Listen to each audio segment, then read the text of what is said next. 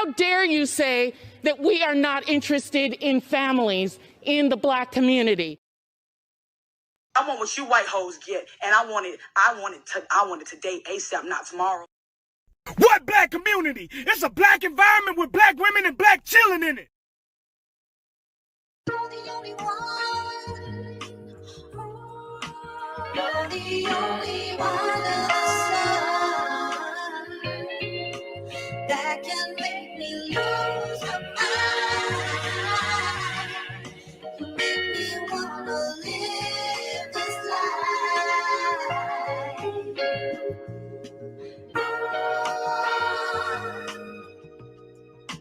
You're the only one.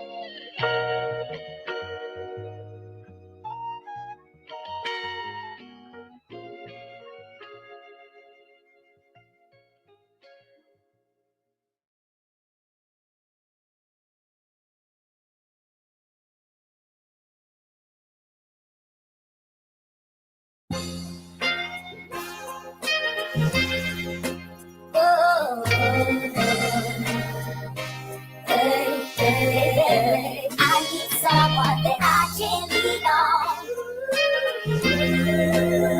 Need something that I can depend on. Oh, and I won't stop till I find you.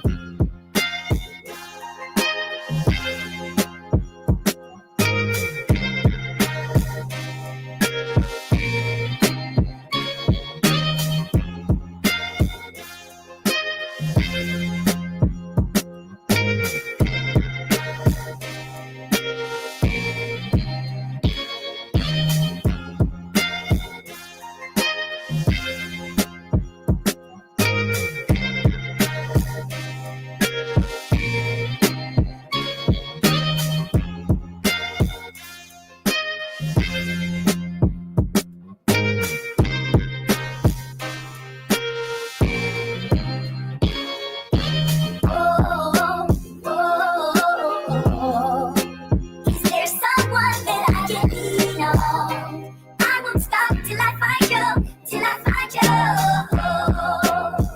I know there's someone I can lean on.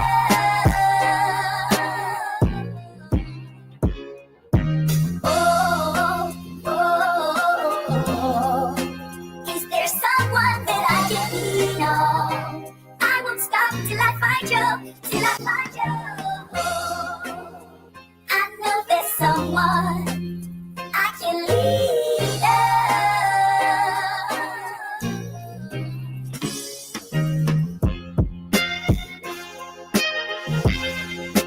Oh, I need someone that I can lean on. Need something that I can depend on. Oh, and I won't stop till I find you.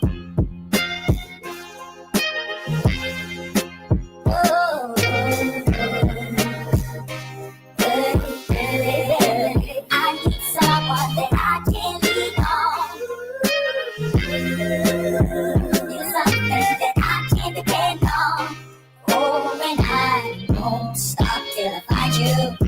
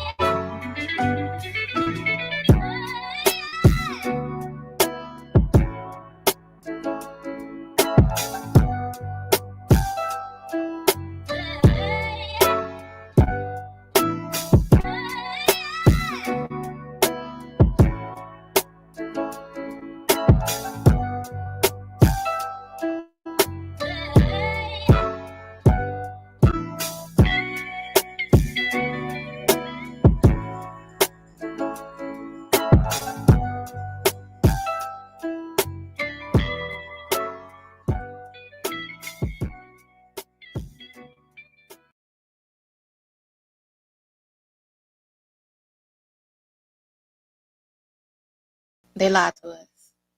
They told us that the only provision a black man can give is money, and we ate it up. They trained us to make finance the primary focus of our relationship with him. They taught us that if he's not giving you money, don't even let him be a father to his child. If he's not giving you money, he has no say-so. He can't tell you nothing. If he's not giving you money, he can't make the rules in the house, because who's ever making the money makes the rules. They reduced the black man's value to his wallet, and we went along with it.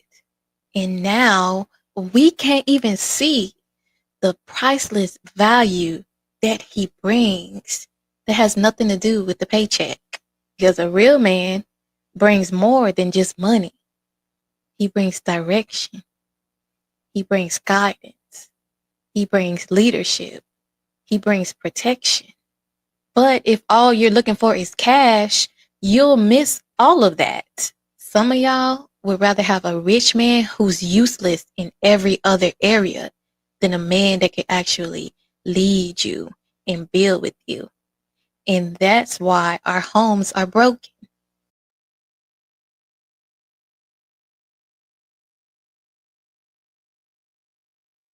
Good morning, everybody. Hit that like button for me while you're in here. I thought I would start out today's show with a little manifesting. You have to believe that better women exist, right? We have to believe in the possibility of better bitches. We do. So this is my attempt at manifesting better women, all right? I have to believe. I'm trying to believe. Don't you girls laugh at me. All right, you girls are laughing already. Stop laughing at me. I'm manifesting, goddammit.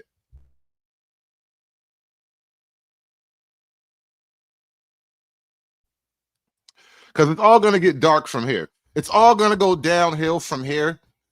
So I wanted to start the show out on a positive, thoughtful, encouraging, inspirational, a hopeful tone, okay? I wanted to start out with hope. Because I know, like many of you know, hope is gone. There is no hope. So I wanted to remember what hope felt like before we go back into the real world. Good women are dead. Evil bitches, rise up! We need to bring back being ghetto. Because in my many years of being a Black girl, being palatable does absolutely nothing for you. And the more I get older, the more I realize it's okay to be crazy. It's okay to raise your tone. If I'm the ghetto, angry, crazy Black girl that always has an issue with everything, so be it. That's me. You know what, Sid? I am out of solutions, bro. Sid, I am out of options. I don't know what else to do. We've tried everything. We've tried loving. We've tried poetry. We tried being good men. Hell, we even tried raising other niggas' kids for them.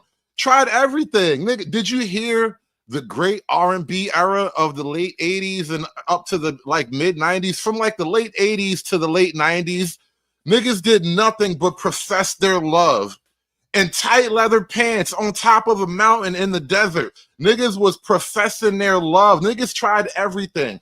I'm down to manifesting, bro.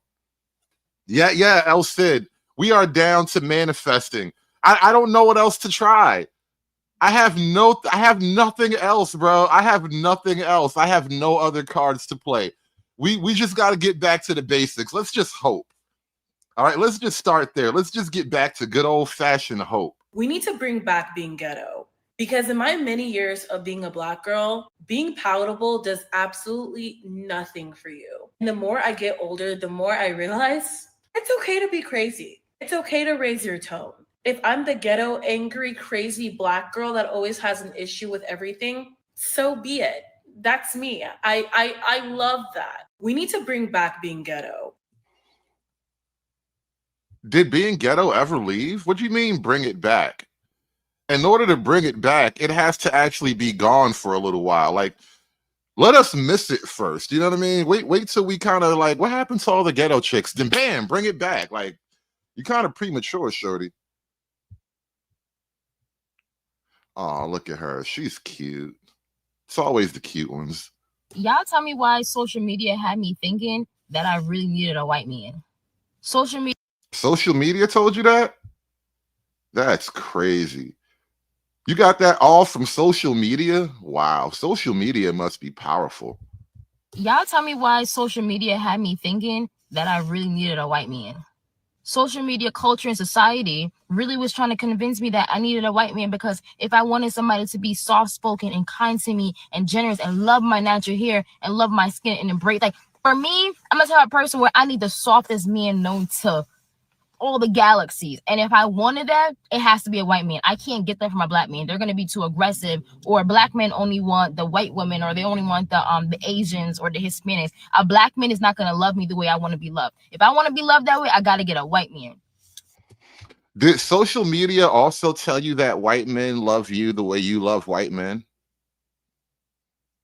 Because there's a lot of misinformation floating around on the interwebs, and you might have been gaffled. You might have got gaffled, young lady. And that's so sad to say. Like, all my years of living, I had never ever thought about dating outside my race until I grew up. And I'm like, wait, this is not working out. So I'm thinking that, I bet I just need a white man. And that thought never originated in my mind. That came from society and culture. And it's just like, but now that I'm wiser and more mature, the love that I desire is out there. God just hasn't led me to it yet. And I just know that it's a black man. No, like, hate to the white race or anything like that. But I've never been attracted to white males. I've never even looked at it. Like, I knew they existed, but I never, like, had the time to really be like, oh, he's fire. Like, I never was ever in spaces with white men. So it was like, it's never been an option for me. Yeah, why are they trying to convince me that, what? Excuse me. Damn, she just broke the magic right at the end. Ew. Can a nigga live? Can a nigga live? Please. There is a you know what? Let me do a little bit of station business before we move on to this next thing, because I do want to talk to you guys about a thing. We haven't even gotten to Jubilee yet. That's a whole other ball of wax. We'll come back to Jubilee in a hot moment. Let me do a bit of station business here. And shout out to my man Bluff City Nerd with the $2 super chat. There's no such thing as love. It's dead now. I don't argue that love is completely dead. All right, first of all, love isn't real. All right, let's just throw that out there as responsible over 40-year-old adult men. Let's just collectively accept that love isn't quite real. It's totally a conceptual thing. It only exists in our mind. Like, as men, you've probably loved women who didn't even know you existed, right? That's how not real it is, right? That being said, though, the only time where it's appropriate to give yourself over to love and all that goofy shit is your late teens and early 20s. That's the only time to embrace the unrealness of love. That's the only appropriate age bracket where you can actually allow yourself to give in to all the goofy, gooey silliness of it all. Because remember, it's not really real. But when you're young and you're flexible and you bounce back, like that, it's the perfect time to engage in all kinds of frivolity and emotional masturbations and whatnot. It's all that is the perfect time to do it, is when you're young, limber, flexible. There's nothing more powerful than two young people staring deeply into each other's eyes and lying about the future. There is nothing so passionate as that moment in life. And sometimes you weren't even lying. You actually made it work. But for the most part, we were lying about the future. It's hard to be an adult in love, bro. It really is. It's hard to be an adult in love. That's why you have to do it when you're basically a child. When you're like 18, when you're 19, yeah, that shit's great, bro. That shit can move a mountain. When you're 40, that shit might kill you. Like, love is the leading cause of heart attacks in men over 45. You understand that? And so all I'm saying is, this is why I was, look, me driving my daughter off to the first day of the rest of her life as a young college girl. I'm trying to explain this to you. This is the time in your life where you will be surrounded by the most marriageable men you can ever find. And you, as a young woman, will be in your most marriageable. So this is the time, like, this is why there's that phenomenon of young white women graduating with the cap and gown and a engagement ring, because this is the time where you're at your optimum, your maximum lovability. As men and women, right? We are at our maximum lovability when we're at that moment in time, when our late teens, early 20s, that is the perfect time for it. And as we get older, it's just harder and harder to have that toss it all to the wind type of love. It just is. It's just that way. And so, you know, I wish love for all the young out there. If you're, you know, sliding into middle age and beyond, don't be goofy, bro. Don't be foolish. The coon of coons with the $5 super chat. Although relationship content is beyond my anthropological purview, as a coon watching from upon Mount Pleasantville, I watch with a libation in hand. You know what that means? That you can translate that to say, Keisha makes coons drink before noon. That was a lot of words to say that Keisha makes coons drink before noon.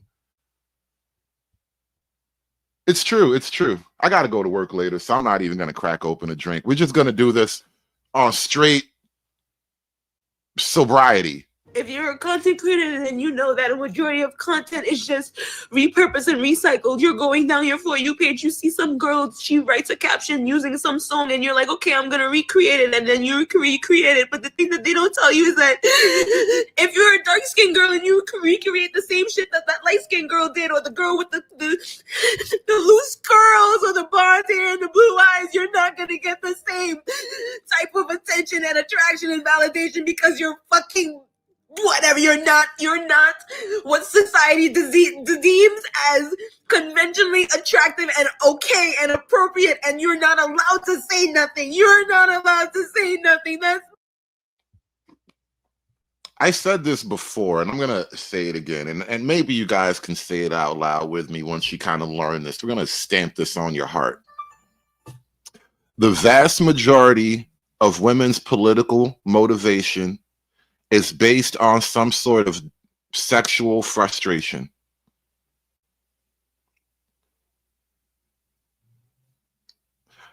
This is me at my most misogynistic. I've come to the realization that women attempt to solve their internal sexual mechanisms and frustrations through politics, and social activism is another way to look at it, but social activism is politics, right?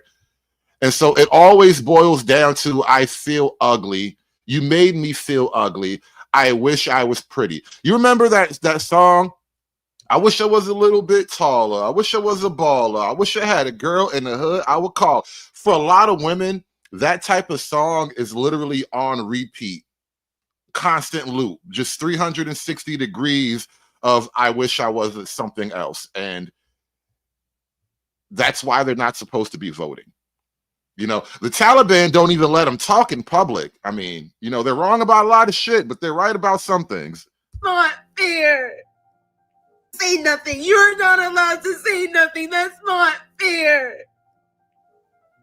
I have struggled so long and hard with my identity and feeling like I belong, and like there's nothing wrong with me because there isn't anything wrong with me. I cannot control the fact that I can't control my childhood. I was not the parent. I was not the parent, and unfortunately, no, I did not listen to my mom. So I did put myself in.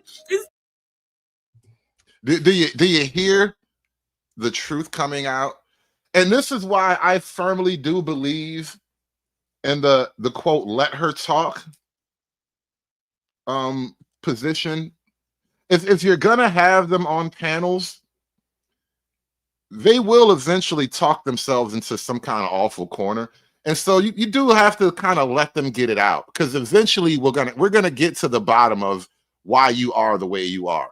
Coon of Coons with the $2 super chat. Behold, ye heathens, the Sydney Sweeney effect. I can't control my childhood. I was not the parent. I was not the parent. And unfortunately, no, I did not listen to my mom. So I did put myself in sticky situations. Maybe there were a couple of times that I could have avoided being assaulted. Maybe there were a couple of times that I could have avoided my abusive relationship had I listened to my mom. But not for nothing, but your whole physiognomy gives trauma. Everything about you gives deep, dark trauma. The piercings, the tattoos, the do-rag, all those fake eyelashes, everything about you says something awful happened just before you got here. Like right before I showed up, something awful had to happen to you. I did it, and I had to pay the price for that. And I'm trying to be a better person every day. But does anyone see that? No. Does anyone care about that? Your do-rag's on. Your do-rag is crooked, baby. I do see you. I do see you. I'm looking right at you, and your do-rag is crooked. It's not supposed to. See that line? It's not supposed to be off to the side at a weird askew. Never mind. But I see you, baby. I got you, boo. Get that crooked ass do-rag. You see the line? That's not where the line goes. Every day, but does anyone see that? No. Does anyone care about that? No. All they see is an aggressive black girl talking. That's all they see. Damn. I feel like I should clip that part right there. All they see is an aggressive black girl talking. Put a 1 in the chat if that's clip worthy. Should we add that to the clip base? That all they see is aggressive black girl talking. Every day, but does anyone see that? No. Does anyone care about that? No. All they see is an aggressive black girl talking. All they see is an aggressive black girl talking. All they see is an aggressive black girl talking. That's all they see. God, I could probably use that for years, bro. I could use that clip indefinitely. I know, super aggro, right? Like that clip might never go away. I might have to permanently keep that one. I might have to just hold that forever. I'm not aggressive. I'm not a malicious person. That's a money clip, isn't it, right? That is a money clip. Always see in an aggressive black girl talking. Oh Lord, why would you do this to yourself, man? You know, people be getting on you because you don't cam up when you do like your panels and all that. I am protecting myself from looking like that on camera. All right. Every now and then I might say some crazy shit, but you're never gonna actually see me saying some crazy shit. You feel me? I'm trying to protect myself against the internet because the only thing is a crazy black girl talking. Like, bro, yeah, we gotta save that. We're gonna make that one live forever. That is a forever clip. She's gonna be part of the family now. She has to join the gulag now. That is crazy, bro. Oh man. Shout out to Afro Nerd Radio with the 5-ball. The human pincushion complains about being unattractive instead of eating properly, teeth cleaning, fitness, hair care, and styling. Yeah, you know, the things girls normally do, right? It's like you've forgotten how to woman. I've noticed that going around lately. A lot of girls, I don't know, it's like they've rejected beauty as a thing. And also, too, this is a phenomenon of sexual assault, right? destroying beauty because you want to repel the people who did the bad things to you, so you don't want to appear as attractive to the people who might harm you. Like, this is a literal psychosis that happens with sexual assault.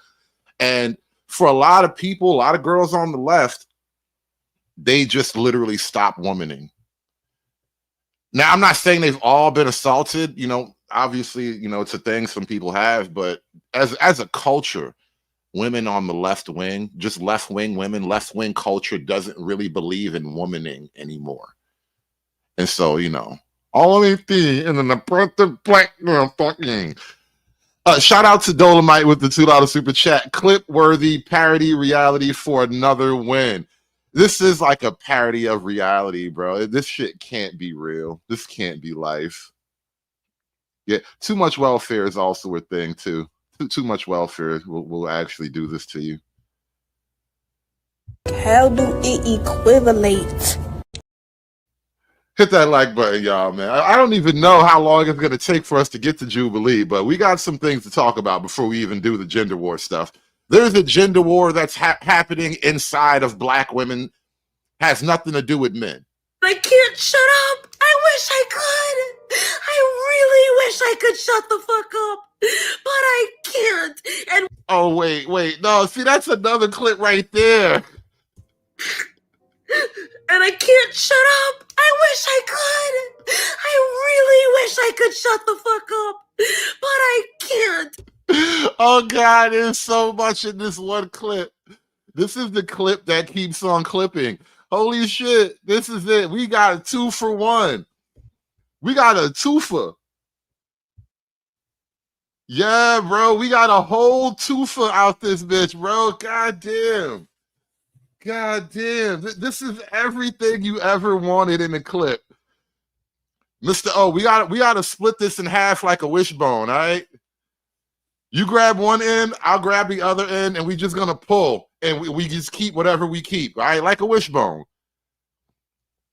This is perfect. This is just too perfect.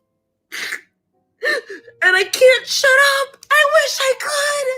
I really wish I could shut the fuck up, but I can't.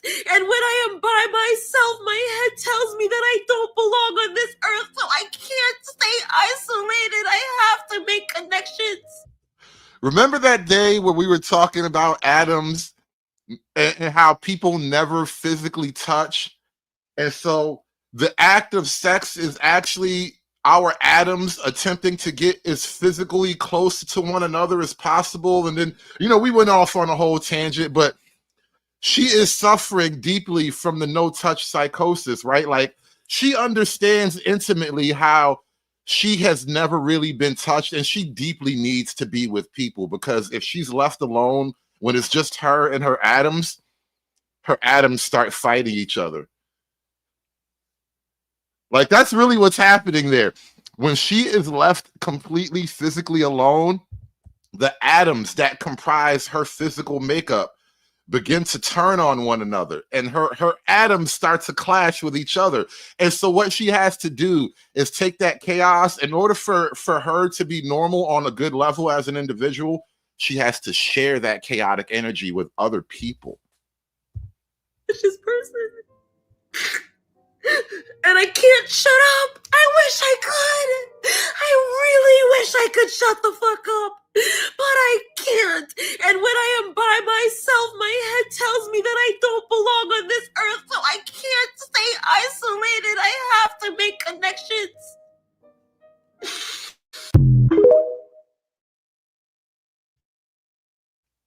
Yeah, there are some deep issues just below the surface of a lot of our sistering out there. You know, what's the opposite? What's the corollary to brethren? It would be sisterin, right? Your brethren, your sisterin. There's something wrong with the sisterins out here. So apparently this woman was in a high-speed police chase, and at some point she decided to ditch the car. I don't know, maybe she ran out of gas, maybe she got enough stars, I don't know. But she ditched the car, and watch this.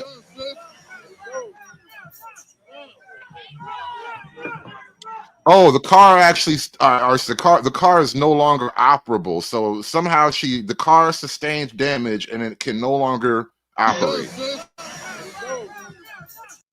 Oh, it looked like she might have cracked something in the wheel well right here. All right. Okay, so yeah, she's cooked.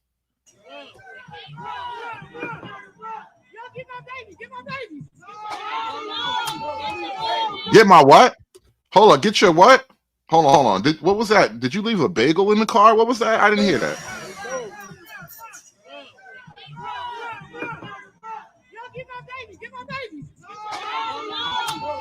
Get my I thought she said bagel. It was a baby. It was a whole baby. Not even like a elementary school kid. You know, not a little boy. A whole baby. How dare you say that we are not interested in families in the Black community? Get my baby, get my baby. Oh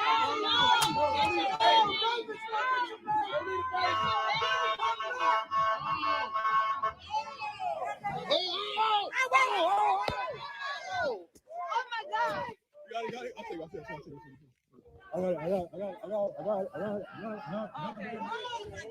God. Oh, that's crazy. This is like that Dave Chappelle's joke where you're like walking through the ghetto at 3 o'clock in the morning and there's like a random kid in the middle of the street with nothing but a diaper on. And the kid's trying to sell you crack. This is exactly like the Dave Chappelle skit. I swear to God, we all as Black folk, we just live in Dave Chappelle skits, bro. There's something about Black culture where we're just perpetually trapped in a Dave Chappelle skit and we cannot break out. We are all collectively trying to escape this Dave Chappelle skit that we're trapped in. Between Chris Rock and Dave Chappelle, we're just locked in. I'm done with life, and it's all Jermaine's fault. It's always Jermaine's fault. Hey, yo, what the fuck? She really just left her baby, bro.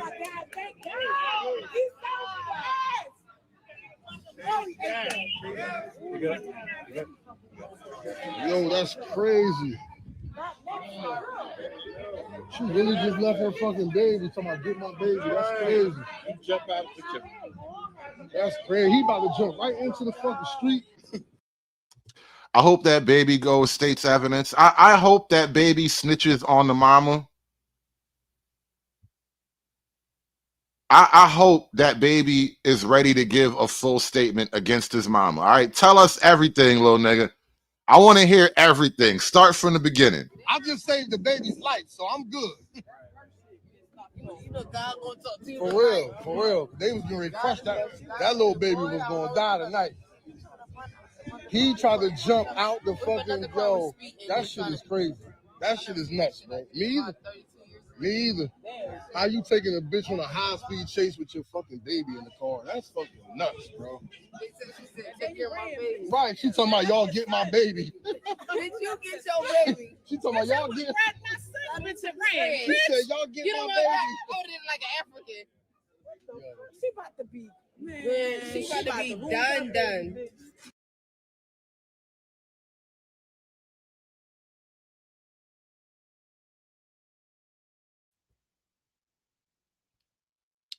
Yes, Dolomite. This is definitely a F them kids moment.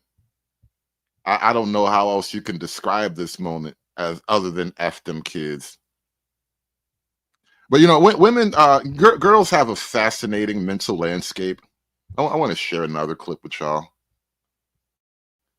The mind of chicks, bro. You're in a relationship with a man, you have to listen to what he says and how he feels about women in general. Because a lot of us are dating men that are homosocials, and homosocials mean that he's not homosexual at all. He just does not find women interesting. Everything that he finds interesting has something to do with other men, going to sporting events, hanging out with them, watching the game, playing basketball. I think women overestimate their actual interestingness. Like, and this is not a dig at women because, you know, God knows we don't want you to just go away totally, right? But There are, I could name so many things that are more fun than just talking to you. I'm sorry. I know, don't hate me. Don't hate me because I have hobbies and most women don't actually have hobbies. It's a thing. Look it up. Yeah, there are so many other things I can do that are fun, that are way more fun than just talking to you. You're in a relationship with a man, you have to listen to what he says and how he feels about women in general. Because a lot of us are dating men that are homosocials, and homosocials mean that he's not homosexual at all. He just does not find women interesting. Everything that he finds interesting has something to do with other men, going to sporting events, hanging out with them, watching the game, playing basketball. If you ask him, hey, what do you think about this comedian? Oh, she not funny. You don't think no women are funny? Oh, what do you like to do with women? Everything involves another male. So they only find desire in having sexual experiences with women, but they don't find women interesting. And if you listen to that, you can save yourself a lot of trouble up front, because you'll find out he really don't like women like that, because everything he finds interesting in is stuff that him and his homeboys would do. What? All right. Put a 1 in the chat if you think watching basketball is more fun than having a conversation with your girlfriend. Put a 1 in the chat if you think playing basketball is more fun than having a conversation with your girlfriend. Is driving to the store more fun than having a conversation with your girlfriend? Like, I think chicks just overestimate how interesting they really are. Because we love y'all for completely different reasons. I swear to God, the things that you think about yourself are none of the reasons why we like you. I'm getting a lot of 1s in the chat. A lot of 1s from guys that I know are happily married too, by the way. A lot of guys that I know love their wives deeply are putting 1s in the chat, by the way. It's a really strange thing. A lot of guys who will never, ever touch another woman are putting 1s in the chat, by the way.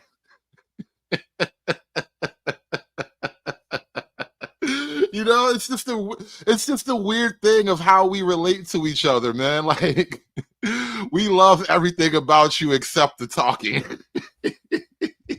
That you can save yourself a lot of trouble up front, because you'll find out he really don't like women like that, because everything he finds interesting in is stuff that him and his homeboys would do. Him and his homeboys will like photos on Instagram. Him and his homeboys will try to send photos that are inappropriate back and forth. That's what he finds interesting. She said homosocial. I said, hold on. and this is really what this, and like I said, this is totally an internal women mechanism thing. It is so offensive to the female psyche that men actually have hobbies and interests that don't revolve around them. Like, within the context of relationships, this is why I noticed this is a weird habit of relationships. Like, as the guy, you're not allowed to just do things. She wants to be appraised of everything that you have going on and you know, giving her approval and all that. Whereas, like, as the women, they don't necessarily have the hobbies that guys have. Her hobby becomes managing you.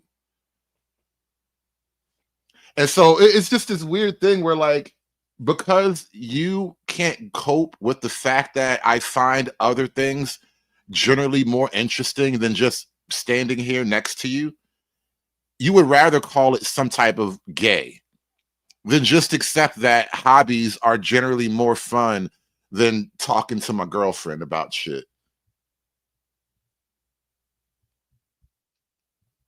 Like, literally, as the boyfriend / husband, you become her hobby. You become the thing that she likes to do for fun. Let me send him to the store. Let me start a fight. I wonder why he's acting this way. Let's go bother him. And so for men, when our brains get in a little rut and we just need something to do to kill the time, we pick up the joystick. We go get 5 stars on GTA. We, you know, toss the ball around. We go to the bar and drink. We have hobbies. We have an internal life that is completely independent of our romantic or sexual partners. For women, not quite the same. Hey, put that on a card. are just cool. I mean, I just like them. They just fun to hang around. I don't know. That's my dog. Right, but it's okay to. Carmen, you know, I apologize deeply if that offends your sensibilities, but things I've noticed, I'm so sorry, but things I've noticed, it's a thing. Tell me if I'm wrong, though. You can cry. You're allowed to cry, but tell me if I'm wrong. For that to be your dog, but do you also find joy in hanging out with your wife or your spouse or your significant other? Some men don't find any joy in women. They don't find them entertaining. They don't think they're good actresses. They don't think they're good politicians, and that will manifest within the relationship. But that's also because some women don't know how to provide the peace that our boys provide either. And notice a constant refrain from the men. We don't want you to be exciting and constantly doing all these things or whatever. Like, I mean, you know, if that's who you are as a person, that's who you are as a person, fine.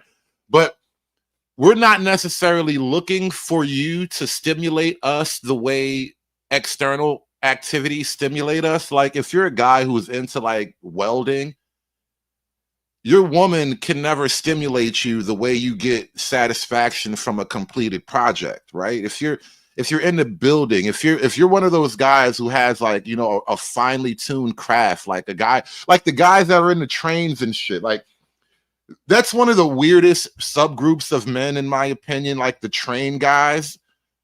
But again, if you're into that kind of thing, no matter how happily married you are, there is a level of satisfaction that you get from being a train guy that your wife can never truly grasp. And this is the thing for women. Because she can never truly grasp that level of satisfaction that you gain from activities that don't revolve anything, that don't involve her at all, it creates a point of jealousy in her mind.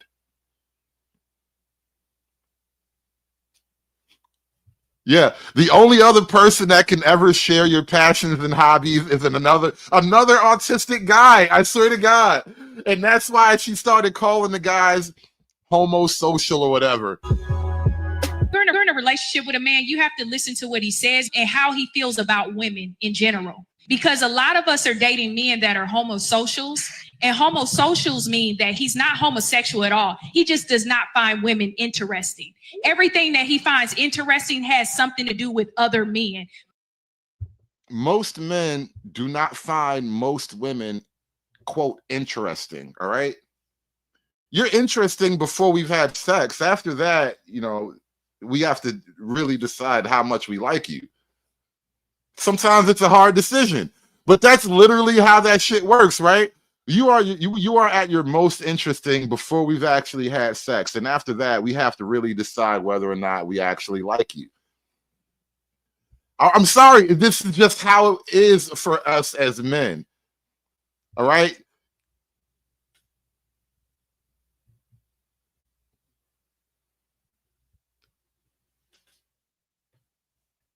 Now, that's where, you know, woman's magic and all that has to come in, right? You have to somehow become more interesting than just the sex, right? Because, you know, love and relationships and families and all that stuff. But that's, you know, that's kind of the deal.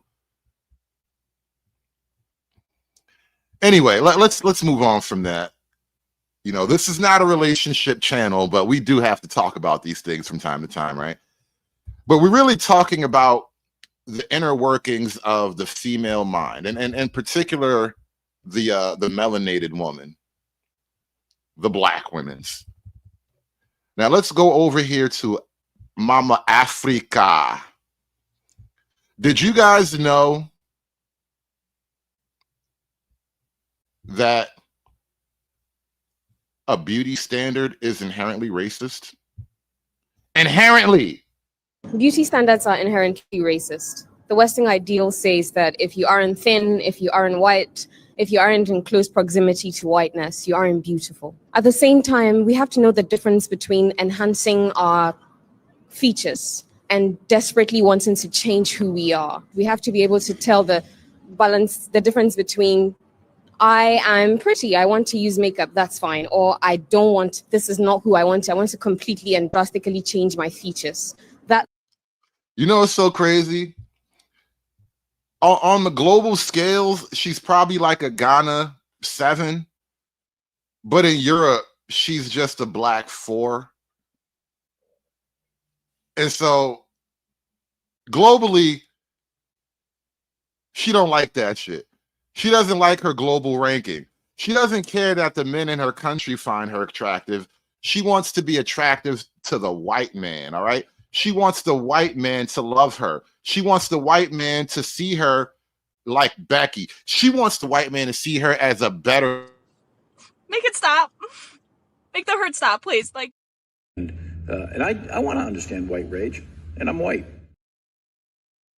line has to be drawn. But I mean, can you blame Fakadi? Because she's saying, yes, it's about the male gaze, but I've also heard it said here in Ghana that specific advertisements for jobs will ask for fairer skinned women. And I want to find out if you've had this level of thinking where you're like, am I not good enough because of my skin tone? I haven't personally on a personal scale, but she's completely right. It's not just an individual level, not just like a male gaze. It's the entire industry. There's a beauty currency. And that's why we need to expand what it means to be beautiful. Whatever your features are, whether your nose is big, whether your lips are full, that is beautiful. You trying to tell me that anything is beautiful? If everything is beautiful, then nothing is beautiful. I don't think you understand the concept of things in general. You know, yesterday I was over on Sharon's channel talking about crime and law and whatnot, and actually Imperious was there, and Imperious is a little bit of a firebrand, but Imperious was spot on. I think they happened to land on a subject that he was perfectly well knowledged in. It's probably his profession, the law and whatnot, and we were talking about abstract concepts and all this, and people struggle with abstract concepts. There are people who struggle with, you know, turning an idea around in their own mind. And yeah, a lot of people have a fascinating mental landscape. That's really what I'm just kind of thinking about today. Like you really have a beautiful mind. A lot of people have beautiful minds. Bro, I just feel like no one talks about the trauma that you experience and the anger and rage you experience when you really realize that you're like fighting this fight alone. And like, I don't know, I just feel like I just get gaslit so fucking much as a dark-skinned woman, and it's like I just feel so fucking alone.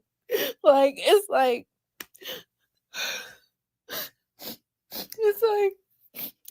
you try to talk to black men about it and you just get gaslit, or like they just join in on the fun, or like I literally today I experienced a situation where a black man went out of his way to try to provoke me just so I could act like the stereotype in front of white people. Damn, I need that clip right now. God damn, I gotta go back and I gotta start working on that clip right now before I forget it. All they see is an angry, aggressive black woman. I gotta get that clip. I gotta start working on that clip right now. So he could laugh with them. Like shit like that is. Oh my God. I'm done with life, and it's all Jermaine's fault. It's always Jermaine's fault. So fucking traumatizing. It feels like the biggest betrayal in the world, bro. It really does. And then like you try to go to your black sisters And then it's like you just get gaslit even more by the dark skinned ones and the light skinned ones. Like it just feels like a lonely experience. It just feels like nobody stands for shit these days in the black community. Everybody just lets everything slide. And when you do stand for something, people make it seem like you're doing too much or you're crazy. Like there's probably gonna be people in my comments right now telling me that I'm crying for no reason, I'm doing too much, but I'm telling you, I'm so fucking angry. I'm tired. I'm tired of being the only one that actually stands for shit, the only one that defends myself, that only got my back. Like when I have a whole fucking community that will not, like, the shit is so fucking crazy. I'm just angry. I'm raged out. I'm done. Oh, Bunny, come on now, Bunny. How did I make you sick, Bunny? Don't blame me. Blame it on the rain, Bunny. Don't blame me. Now, here's the thing, though. Whoa, didn't mean to do that. Here's the thing. It actually gets deeper. All right, it gets much deeper. This is her TikTok, apparently. Ooh, we might have to go to her TikTok. Or if I'm right, I feel like I'm right. All right. Somebody tell me if I'm being a hypocrite or if I'm right. I feel like I'm right. So I was talking to this nigga, right? And he telling me how he don't think me and him could ever talk again because I dated a white man before. So I'm like, why does my past bother you? He's like, it's the fact that you even went over to that side. So I'm like, niggas be fucking for real right now. So I'm like, bro, it's more common for a nigga to be dating a white girl than it is for a black girl to be dating a white boy. He like, it don't matter. Like for a black woman to be dating a white man, that means she really don't like black men.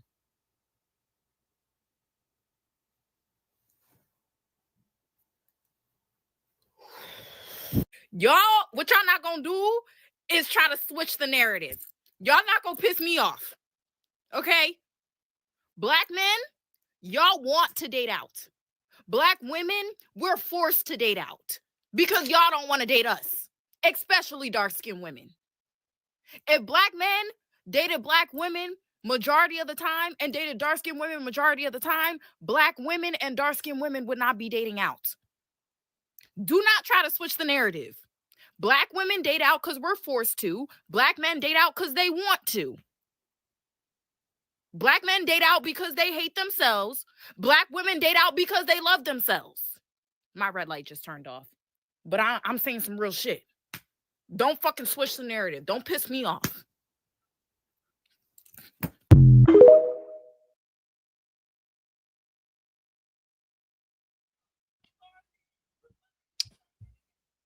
Fabulous, interesting mental landscape. Like I told you, they are amazing group of people, these young ladies. To live in their mind, it must be fascinating. Y'all gonna cancel me, but today marks the day that I will be dating outside of my race. And I know what you're about to say. Aren't you pro-black? I am. But as a dark-skinned black woman, the most hate I get is from my own men. And me restricting myself to only dating black men is giving me little to no options. Because there's only like a small group of black men who actually like women like me. And trust me, I've been trying to educate black men about colorism, futurism, texturism my whole damn life. I do it on my platform every day. But a lot of them choose to stay dense and ignorant. And I'm sorry, but you're not about to ask me to wait for these men to stop being colorist. I cannot wait any longer for these men to stop the self-hatred. I want to go where I'm wanted. I'm tired of sitting in places where I'm not wanted and try to convince the people that I should be desired. I'm sorry, but I'm done with that. So from this day forward, Shakira will be looking outside of her race when it comes to dating. Not saying I'm not going to date black men. I definitely will. But to expand my options, yes, I will be dating outside of my race. Unapologetically. Thank you very much.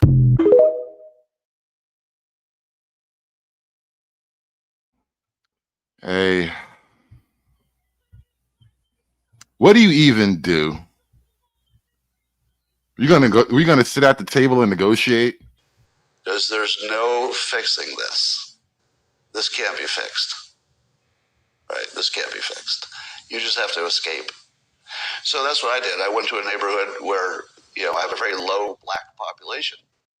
I think the worst type of bitch in this world is a dark-skinned woman that will chime in on the colorism conversations and try to be a pick-me, like, oh well, I'm really attractive, so colorism doesn't affect me, or oh well, I don't see that.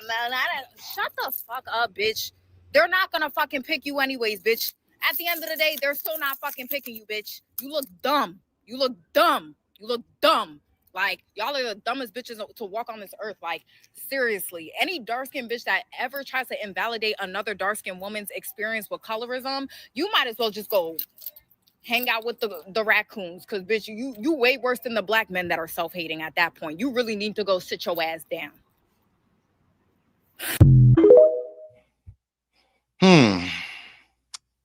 So much tragedy. It's tragedy on top of tragedy.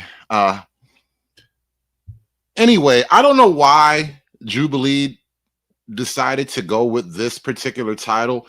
I thought maybe they were like chopping this show up into segments, but no, they titled this whole conversation, "I Only Date White Men." I wonder what they meant by that. But anyway, we are now at the piece de resistance here, the main event, the big fight, Jubilee's great black gender war. Black women are the highest educated group of women. They're the most enrolled in college per capita.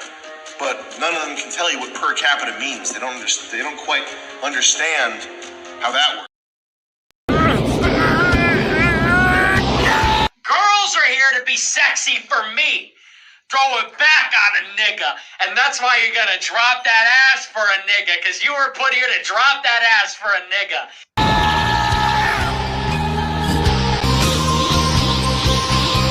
There's this myth out there that black men can't handle being spoken to, and told what to do by black women.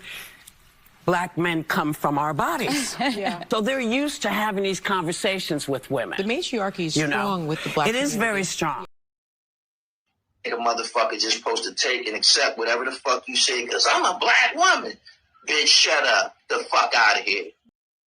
I've seen so many black women that say they want thugs, they want the gangster type, they feel protected. I've seen men give them STDs and they're still banging on his door like, I love you. I'm like, who's really the fool here, But are thugs the only ones that are giving out STDs? Is that what we're saying? And Majority. I have to majority. Oh, you're talking to a public health background right now. Let me tell you something. I prefer to date outside my race. Step forward if you agree with the prompt. Right away, I just can't help but to notice this is a conversation amongst black folk, for whatever reason, being refereed by some Indian woman. It was just like a spirit hovering over this conversation, speaking in an Indian accent. Realistically, I would definitely want to marry a black man. I know that we've experienced a lot of trauma in our community, and I think that trauma stems back from our colonizers, which have put us against each other, and it makes it difficult for us to come together and be healthy in a relationship, if that makes sense. For me personally, growing up mixed, just because I did grow up more so with my mom on the white side of my family, just when it came to dating experiences with black men, if anything, they would always tell me, oh, you're really white, or just Afro Nerd Radio says black dysfunction for the entertainment of others should have run its course. No, quite the opposite. Black dysfunction is effectively an infinity stone. It's like a limitless energy supply. You can power a starship with this shit. Dick Thug with the 5-ball says their beauty standard probably would have took off a little bit if they didn't reduce their own numbers. Ooh. Ooh. You're just gonna kick black girls right in the vagina with that one, aren't you? Just right in the cooch with that. That was a low blow, bro. How dare you say that we are not interested in families in the black community? Damn, son. Hammer, don't hurt him. Really, racial comments about how I'm mixed, that makes me uncomfortable. Like, at the end of the day, I'm black. Right. I understand that I grew up predominantly on the white side of my family, but people don't see me on the street and think that's a white woman. Like, Right. They're gonna look at you as a black woman. Yeah, I'm a black woman. And you're gonna go through the experiences that a black woman go through. Yes, versus always bringing up that I have a white mama or I act a certain way because I grew up white. It's just, I'm me. I grew up how I grew up. And so if I am going to be in a relationship with a black man, I would like him to just not bring that up. But in my experience, that's been a constant conversation topic. Can the disagreeers step forward now? My mom, she was adopted by a white family man. She's also half white. Okay. And my parents were divorced after a while. And so I spent a lot of time with her and we did things that were white. Like I was in Boy Scouts and we camped and we did all these different things that just weren't quote unquote black. I was reminded that I talked like a white boy all the time. And you know, those sort of things, they can add strain. Is that me saying I wouldn't? Yeah, that's a rough jab for young black kids. When the black girls that are cute tell you, you talk like a white boy. Instant death. Date a black girl? Of course not. Like you know, of course I try to. I date anybody, but I just think in practice, you know, for whatever reason, circumstantially, it doesn't always happen all the time. I grew up in a very white area as well, but I found that when I started dating, even though it was only white girls surrounding me, they didn't understand my identity. So I was just going to ask, like, did you or have you found that even though you were in those white situations, did you feel understood by the white women you were dating?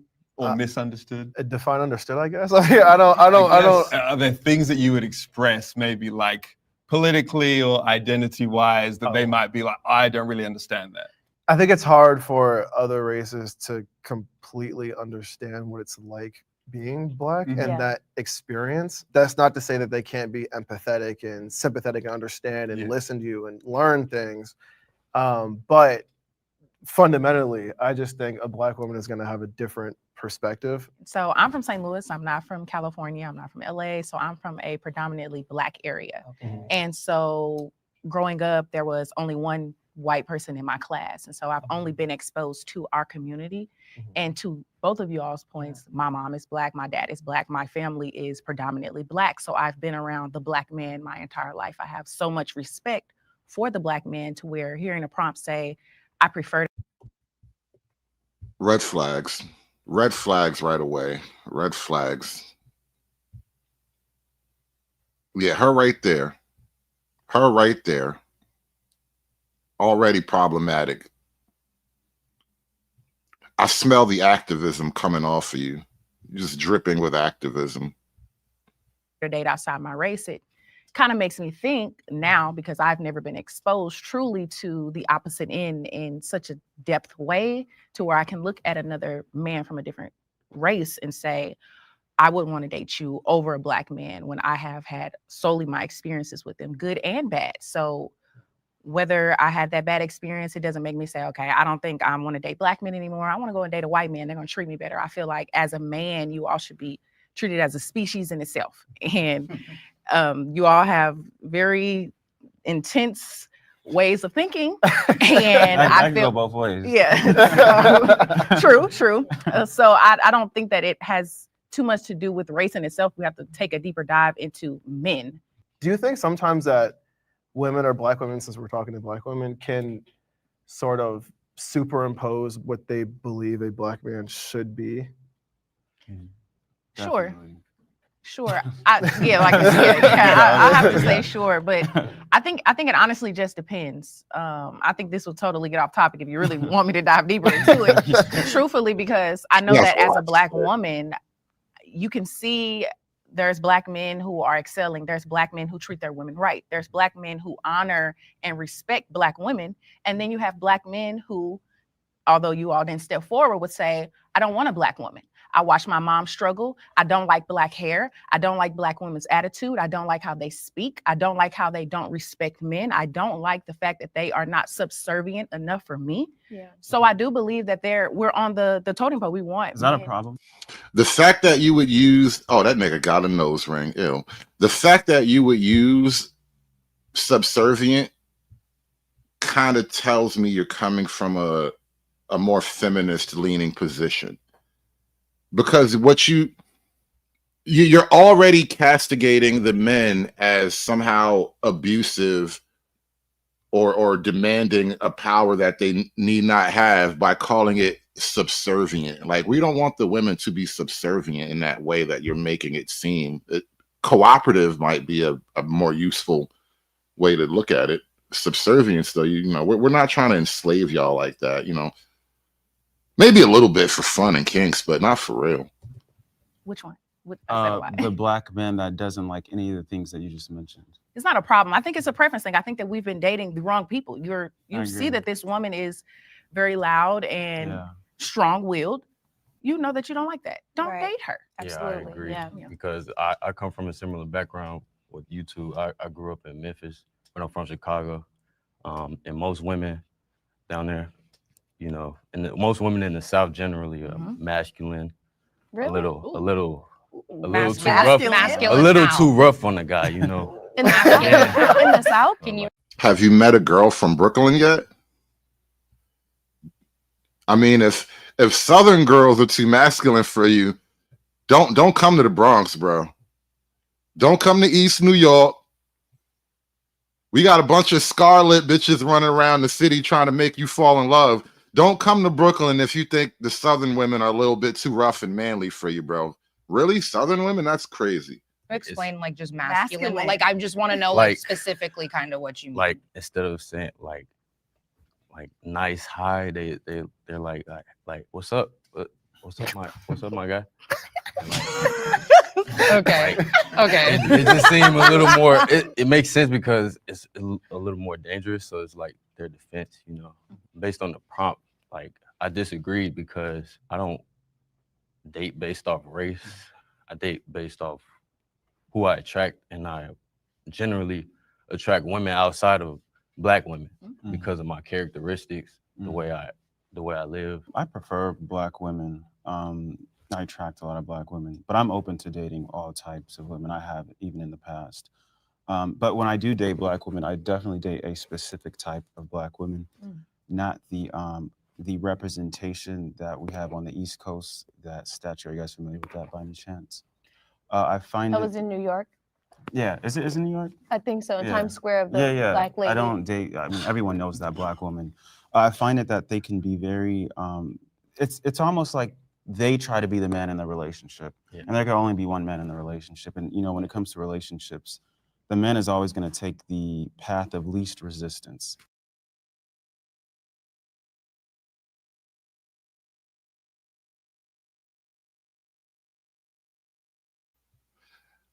I can almost guarantee you this nigga has a leather notebook full of poetry.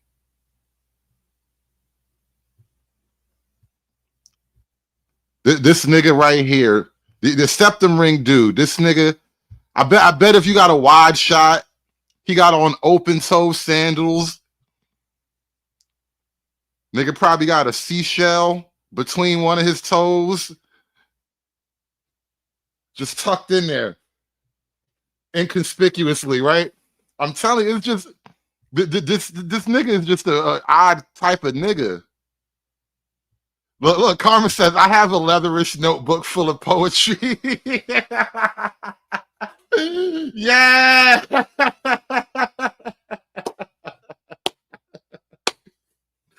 I'm telling you, he's one of them niggas. I can tell by that odd afro beard coagulation he got going on. Like the nigga hair and his beard has met in some type of resistance movement, And this nigga just screams poetry nigga to me.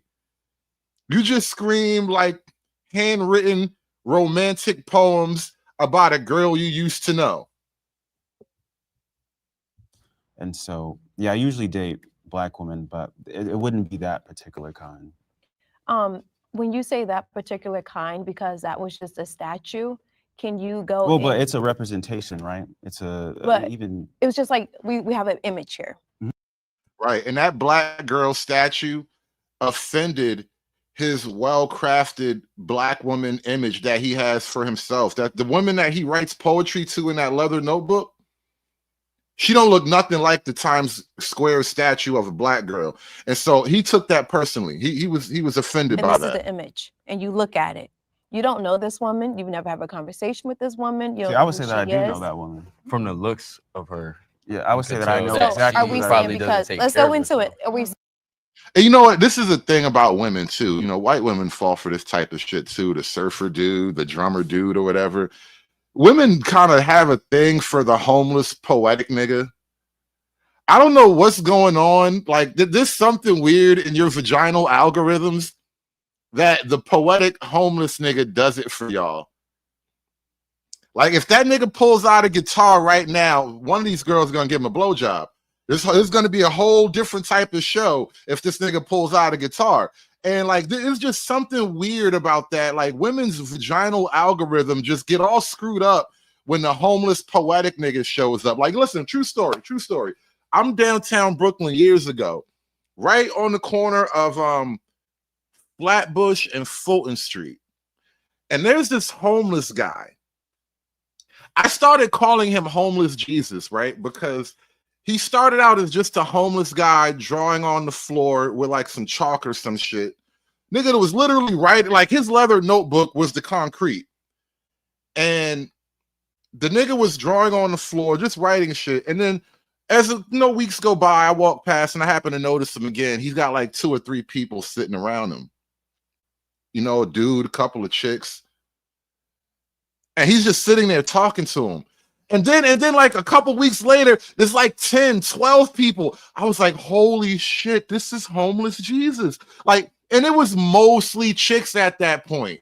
It was mostly chicks out there. They all look homeless. I'm like, did this nigga start a homeless cult right here in downtown Brooklyn? I don't know whatever happened to that guy, but like chicks just go for the Homeless Jesus type dudes. And I don't know what's wrong with y'all. Like, I hate that about y'all. I really do. Because she's a dark-skinned, heavy-set Black woman. Is that what you guys getting at? Because that's we only have a visualization of who she is. Yeah, that's the representation. Okay. That's what I'm saying. Like, Okay. I wouldn't date that particular kind of woman. Gotcha. And then when you start talking about weight and stuff in the Black community, it can be really sensitive for the women, but that does play into attraction. That needs to be a conversation that we need to have, though. We always have it, and they don't want to hear it. Exactly. Like, What the fuck was that? Hold up. What did I just that shit felt like some hypernegonian that just happened right there. You see that little exchange? And then when you start talking about weight and stuff in the Black community, it can be really sensitive for the women. All right, so when you start talking about weight and stuff in the Black community, it can be really sensitive for the women. So leather notebook guy, he's obviously sensitive to the sensitivities that Black women are sensitive about because he's a sensitive When you nigga. start talking about weight and stuff in the Black community, it can be really sensitive for the women, but that does play into attraction. That needs to be a conversation that we need to have, though. So she says that needs to be a conversation that we need to have. We always have it, and we always have they don't it. want to hear it. And they don't want to hear it. Like, exactly. What the fuck was that? That was the weirdest exchange. Let's run that back. And then when you start talking about weight and stuff in the Black community, it can be really sensitive for the women, but that does play into attraction. That needs to be a conversation that we need to have, though. We always have it, and they don't want to hear it. Exactly. Like Lizzo, body positivity. Right. I mean, she's try tell. No, this would have been the time for you as a woman to actually have the conversation. Like, ugh. This is what happens with talking to women. As time goes on, they should all remove one article of clothing so they remain interesting. telling a black woman about her accountability is what I noticed. Yes, I Yeah. agree. Accountability, major accountability. Yeah. You said you date people that you attract. I think that's really important that he said that. Because at the end of the day, like we can talk about who our preferences are, whatever. You can only date who wants to date you at the end of the day. Which is why I asked the question about superimposing what you think a black man should be onto a black person. I feel like a lot of the qualities I bring to the table, other races seem to appreciate and value a little bit more. What qualities are they? Yeah, what qualities? Yeah, what? Tell the black girls what white women like about you. And I feel like I don't think this one right here has said anything yet.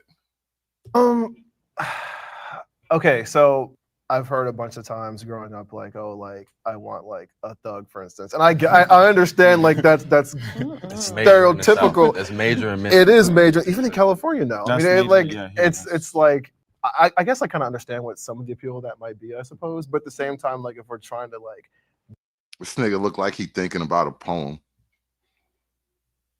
He writing a poem in his head right now. He trying to remember it for later. build a healthy community, why are we prioritizing that? That bores For a lot. some Of, groups. that bores a lot of women in the black community. But that's my when point. You start like, talking yeah. about positive things and stuff like that. They want somebody that's going to be destructive generally. I disagree. Damn, son. Poetry nigga spot on though. Imagine trying to be a poetry. You know he has to date white girls, right? You know he mostly gets white coochie being a big black poetry nigga. Cause you know young white college age girls, they probably go all crazy for that goo goo gaga bullshit. But the black girls, I don't know if black girls are really as into the neo soul dick as they say they are. I know they like to front like they really be chasing neo soul dick, but I don't think it's as real as they like to say it is. I'm pretty sure Joss Stone and what's the other girl? No, not Joss. No, Angie Stone. I'm pretty sure Angie Stone wants to fuck DMX just like all the other girls. I don't disagree at all. I've seen so many black women that say they want thugs, they want the gangster type, they feel protected. So much so You to the gotta point have a where, gun. yeah, they like the emotional highs and lows is like sex in and of itself to her. I've seen women like this where the emotional highs and lows are like sex in and of itself to her. That's a goddamn bar. That is basically well-researched observation right there. Women chase emotional roller coasters. So when it comes to like dating the good guy, the stable guy, you know, the smart guy who planned his life out and he wants to make sure everything goes according to that plan, that nigga boring. That nigga boring.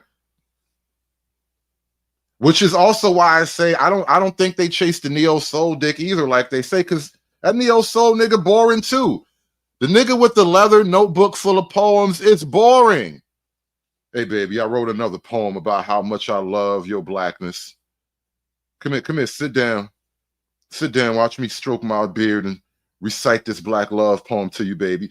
That shit corny too. They just be capping about that shit so they can look good. They try to look like better bitches than the rest of the Keishas. That shit is cap. I've seen men give them STDs and they're still banging on his door like, I love you. I'm like, who's really the fool here, you know? But are So- thugs the only ones that are giving out STDs? Is that what we're saying? And Majority. I have to majority. Oh, you're talking to a public health background right now. Let me tell you. It is not thugs. There is no line that Hold on, says hold on. I'm a thug. There Who it is is. that? They're giving out STDs. Is that what we're saying? And Majority. I have to majority. Oh, you're shit, talking bro, to a public health background amputated. right now. Oh, Let me- no. It is not. I didn't even notice thugs. that. There is no. So he only writes poetry with his right hand. That nigga got a book of right-handed poems. Why y'all niggas make me notice that shit? Why did y'all make me notice that shit? No. You was not supposed to tell me this nigga can only write one-handed. He only does right-handed love poems. No. Stop. Now I know for a fact he only dates white girls. Because only a white woman will have the calmness and the sensitivity to not get on. Oh no. No. No. No, ain't no way. Ain't no way, bro. Ain't no way. Cause you know, as soon as that nigga say the wrong thing, I don't know what I was doing, messing with your one-handed ass anyway, nigga. You keep talking shit, you're gonna lose that other hand. Oh my God. I could just imagine. And he not even the type of nigga to say, bitch, I'll slap you with my good hand. He ain't even got it in him. He got too much poetry in him. This nigga is so cooked, bro. God damn, son. And he's sitting off like to the angle, trying to like cover that shit up so it don't make the camera and shit. Like, bro, why y'all tell me this? Though y'all was not supposed to tell me he was hiding the nub. He was trying to snub the nub, bro. That nigga tried to snub the nub, bro. Why he sitting like that? Why that nigga sitting off to the side like that, bro? Stop trying to snub the nub, bro. Free the nub, nigga. Free the nub. You gotta stand on that shit, bro. You gotta own that shit. You gotta wave that shit around when you talking now, so these bitches know you don't give a fuck. That's the only way, bro. Don't snub the nub, bro. Let that shit be free. Let these bitches know you give no fucks. I have 0 fucks and 1 nub to give, all right? That's it, all right? I wish a bitch would. I stand on my nub. That's what we're saying. And Majority. I have to, majority. Oh, I'm you're fucking talking to a crying public health right now. background right now. Let me tell you something. It is not thugs. There is no line that says I'm a thug. Strong black woman, not 2 hands. Oh. You definitely need 2 hands for BBW, though. I think that's an OSHA thing. I think OSHA would bust into your bedroom if you didn't have 2 hands trying to fuck this big black woman. Oh my God. Oh my God. You 2 hands to are white men, black men, Puerto Rican men, Hispanic. And in general, there's no percentage that says only thugs are giving the most STDs out. I'll tell you one thing, black women, heterosexual black women are the most high at risk for HIV, right? Not the upper hand, bro. Not the upper hand. See, I was perfectly content to tell poetry seashell nigga jokes and shit. Cause I know he got a seashell necklace at home. He decided he went with his better judgment and didn't wear the seashell necklace today. But now we got the nub nigga, cause these bitches always be wanting the upper hand, and he got a nub. And how you gonna maintain the upper hand and you only got a nub, bro? That shit ain't gonna work for you, bro. That shit terrible, man. Nigga cooked on all these different fronts. He should not have been in this conversation, bro. I'm sorry, but this is too much, man. I'm distracted now. I'm distracted. I feel like we got to take a break. You see, it's a good thing we're not drinking for this show.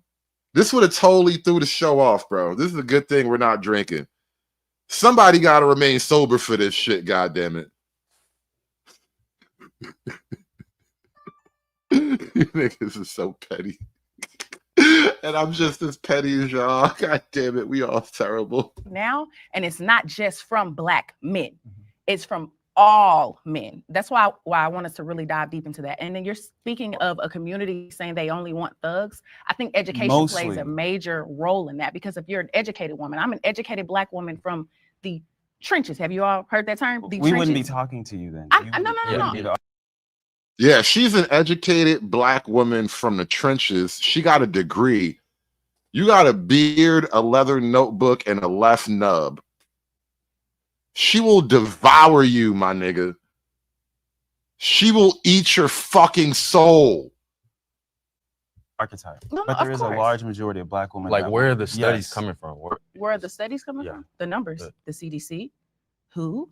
Like specific local, city, state? Nationally.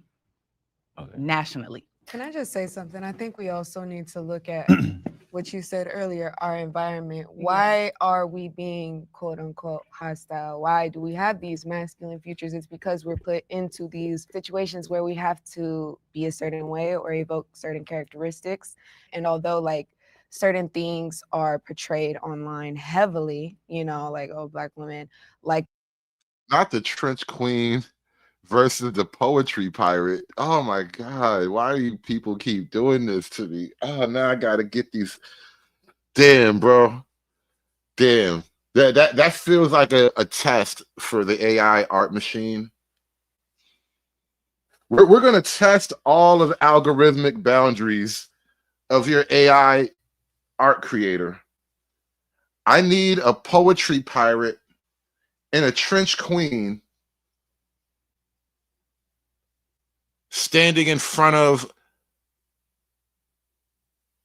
a destroyed, blown up building like the rubble of war, staring off into the sunset, holding hands together.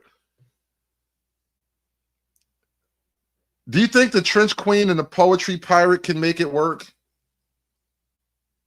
I mean, not in the real world, obviously, but like in the AI fantasy world, we have to create for him.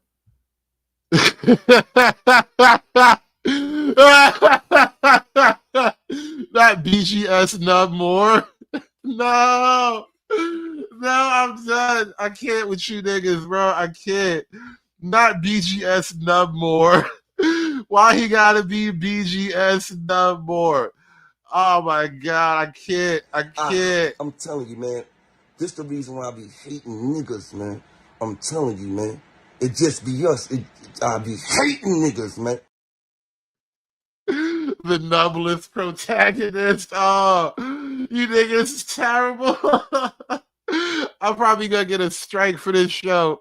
I'm gonna get a bullying strike because of you niggas. God Want damn to it! be like sexy red, black women want to be sexualized. So kind of something that we should all look at is taking assumptions out of the window, because there are a lot of assumptions being brought up. So like, who are you talking to right now? You're not talking to a heavy representation. Obviously, you're speaking with people who are heavily educated right now. So kind of consider that and notice that, you're not always going to find a black woman that is ghetto.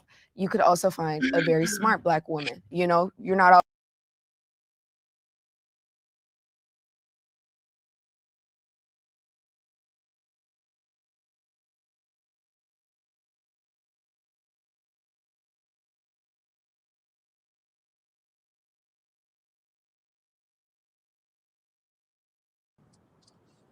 Make it stop.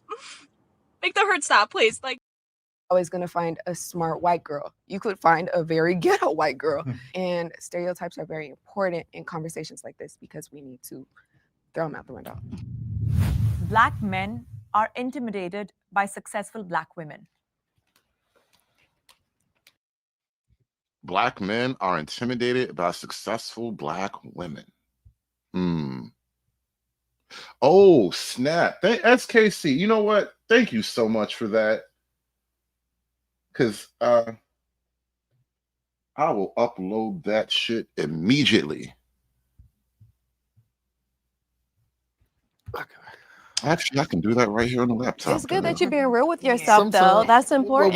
Wait. Okay. I will say, like, sometimes, I'm not going to say all Black men are, but I know I've heard from plenty of my friends and plenty of older women that I know who are kind of successful, and they're like, yeah, it's really hard to date because men will be like, oh, you make more money than me or something. You guys like to say that we shouldn't compare, as women, we shouldn't compare ourselves to men because we'll never be the same as you guys. But you guys do that with us. Compare yourselves to us. Like, I don't make as much as her, or I don't have all the degrees that she has. I don't know if it's the same kind of comparison we're talking about, right? So, oh my God, you niggas are making me cry. I swear to God, you guys are making my eyes water right now.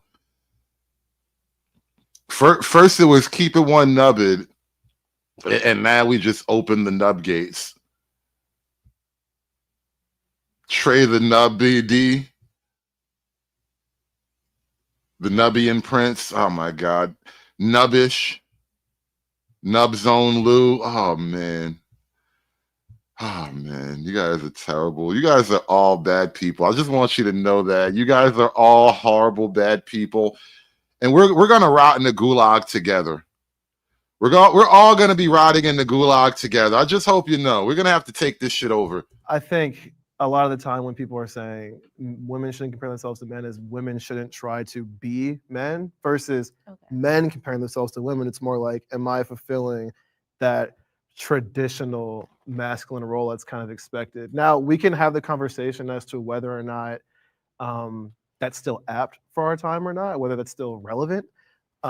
I would say it is, just because it seems like people seem to appreciate, at least from my perspective, women seem to appreciate men who make more than them still. Intimidation is a form of insecurity. So that stems from lack of communication. I'm sorry. I'm not even. I'm totally distracted. I done fell into the nub hole. And shout out to the homie, long time big brother to the channel, the one and only Nub KC. But does anyone see that? No. Does anyone care about that? No. All they see is an aggressive black girl talking. We got to get back to the black girls talking. Shout out to Nub KC. And not dating someone on your level, not you specifically, but you know, if the person isn't dating someone on their level, there needs to be that communication, because obviously that person is with you for other reasons. I don't want to make the broad statement that it's all black men, because it's not. It's specifically black men that for whatever reason in their own life, they're not happy with where they are at. They have some sort of insecurity. Maybe it's career insecurity, financial insecurity. So if they're with that archetypal, strong black woman, in my experience, instead of being like, oh, like, that's awesome, you have a degree in this, you got this job, you did this, they're like, okay, big mama, you got money, big mama. I'm like, what the hell? Ain't that how you look at men with money, though? And like, as I question the nature of misogyny, I've pondered this concept.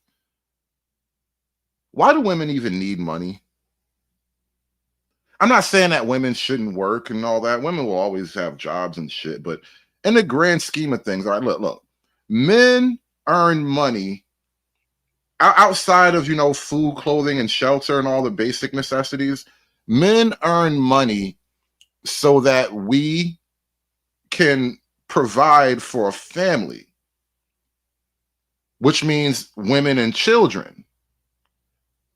Women earn money so that they don't actually have to need a man. And so when we're talking about like a society and what a society needs to thrive, I don't think women really actually need all that much money. Because what happens when women get a certain amount of money, Carmen, they don't actually buy gardening things. I would love that for y'all if women took that high-powered corner office job paycheck and bought, like, you know, gardening tools and, you know, some chia pets and shit like that. I would love that. But you know what they do? They donate to Planned Parenthood. They go live strong and independent city girl lives. And so I don't know if they actually need money. I think Red Illusion is onto something here. I think hoes need hoes. I think hoes should hoe. You know, in the garden. It's therapeutic.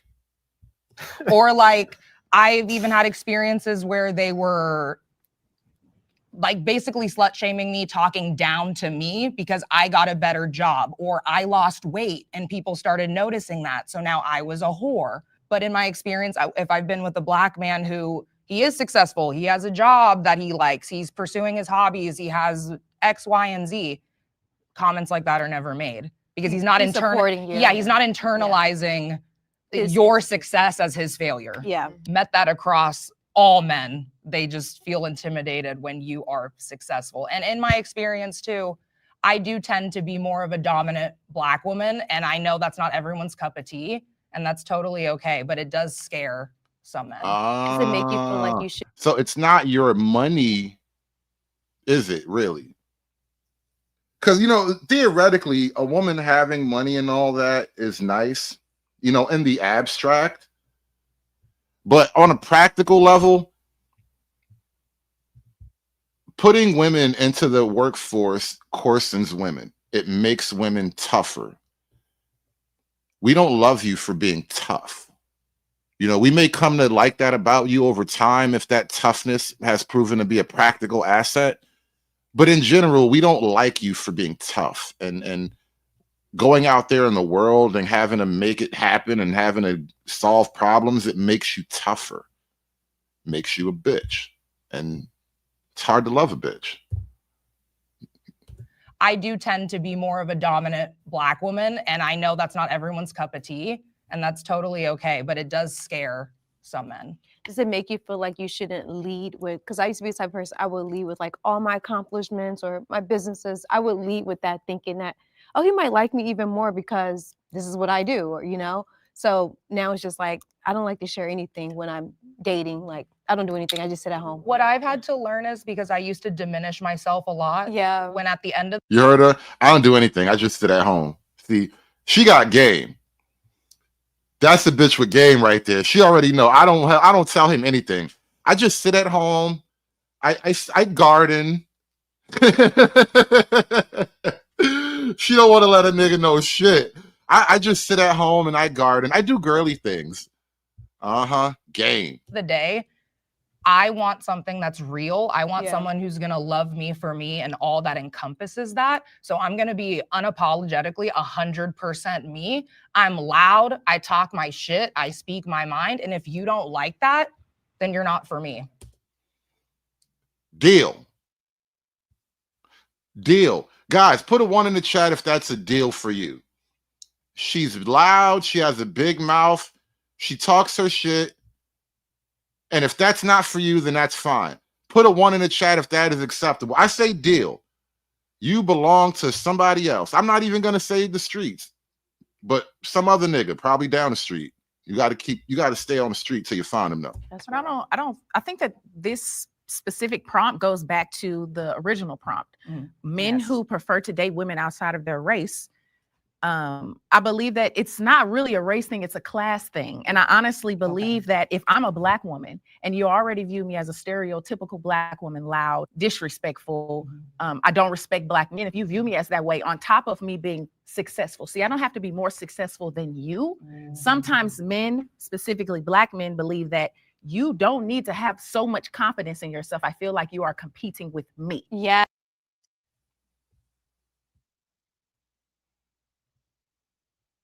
Well, I mean, there can only be one swinging dick in this relationship. I don't know how else to put that to you. If there's more than one swinging dick in this relationship, it's no longer a heterosexual patriarchal relationship, and we have to do something about that. Only one dick is allowed to swing per relationship. That's not gonna work for me, baby. A Black woman and you already view me as a stereotypical Black woman, loud, disrespectful. I don't respect Black men. If you view me as that way, on top of me being successful, see, I don't have to be more successful than you. Sometimes men, specifically Black men, believe that you don't need to have so much confidence in yourself. I feel like you are competing with me. Yes. My success does not revolve around your success. We should want to be successful together, which leads back to that specific detail about creating a healthy relationship, a healthy Black successful relationship. And She wants the Will and Jada power couple relationship. Shout out to the Endless Ashtakara with the $6 10-cent super chat. The man who guards his flesh is ordinary. The man who guards his essence is awakening. The man who guards my will within him is eternal. You must break the cycle of the endless atashkara. The endless thirst will trap you forever. I believe that Black men view women who are very confident. I'm very confident in myself. I don't disrespect you. I respect you so much, but I respect myself more. And I think that men have a hard time toting that line of keeping my masculinity and upraising your femininity. I think there's definitely some validity in that. I think however people decide to arrange like their marriage and their relationships, I think it's totally up to them. Like whatever roles you choose, that's up to you. If that works, it's healthy, you should do that. I wanted to unpack the on your level thing that you said. So what does that mean on your level? Whether that's financially, emotionally, mentally, psychologically, anything, or all of the above. I noticed this. Freeman's Journal. You kind of spotted this a couple of shows back when we were reviewing one of my interactions with Izzy, and you called him Axiom Man. And I realized since then he's not unique in that. A lot of people. I remember I was talking about why I stopped listening to so much rap, because it just fills your head with endless phrases and lines that go nowhere and all that. You have a bunch of axioms that aren't grounded on anything. And I realized listening to this conversation, a lot of the women have axioms in their mind, but not actual thought out logic.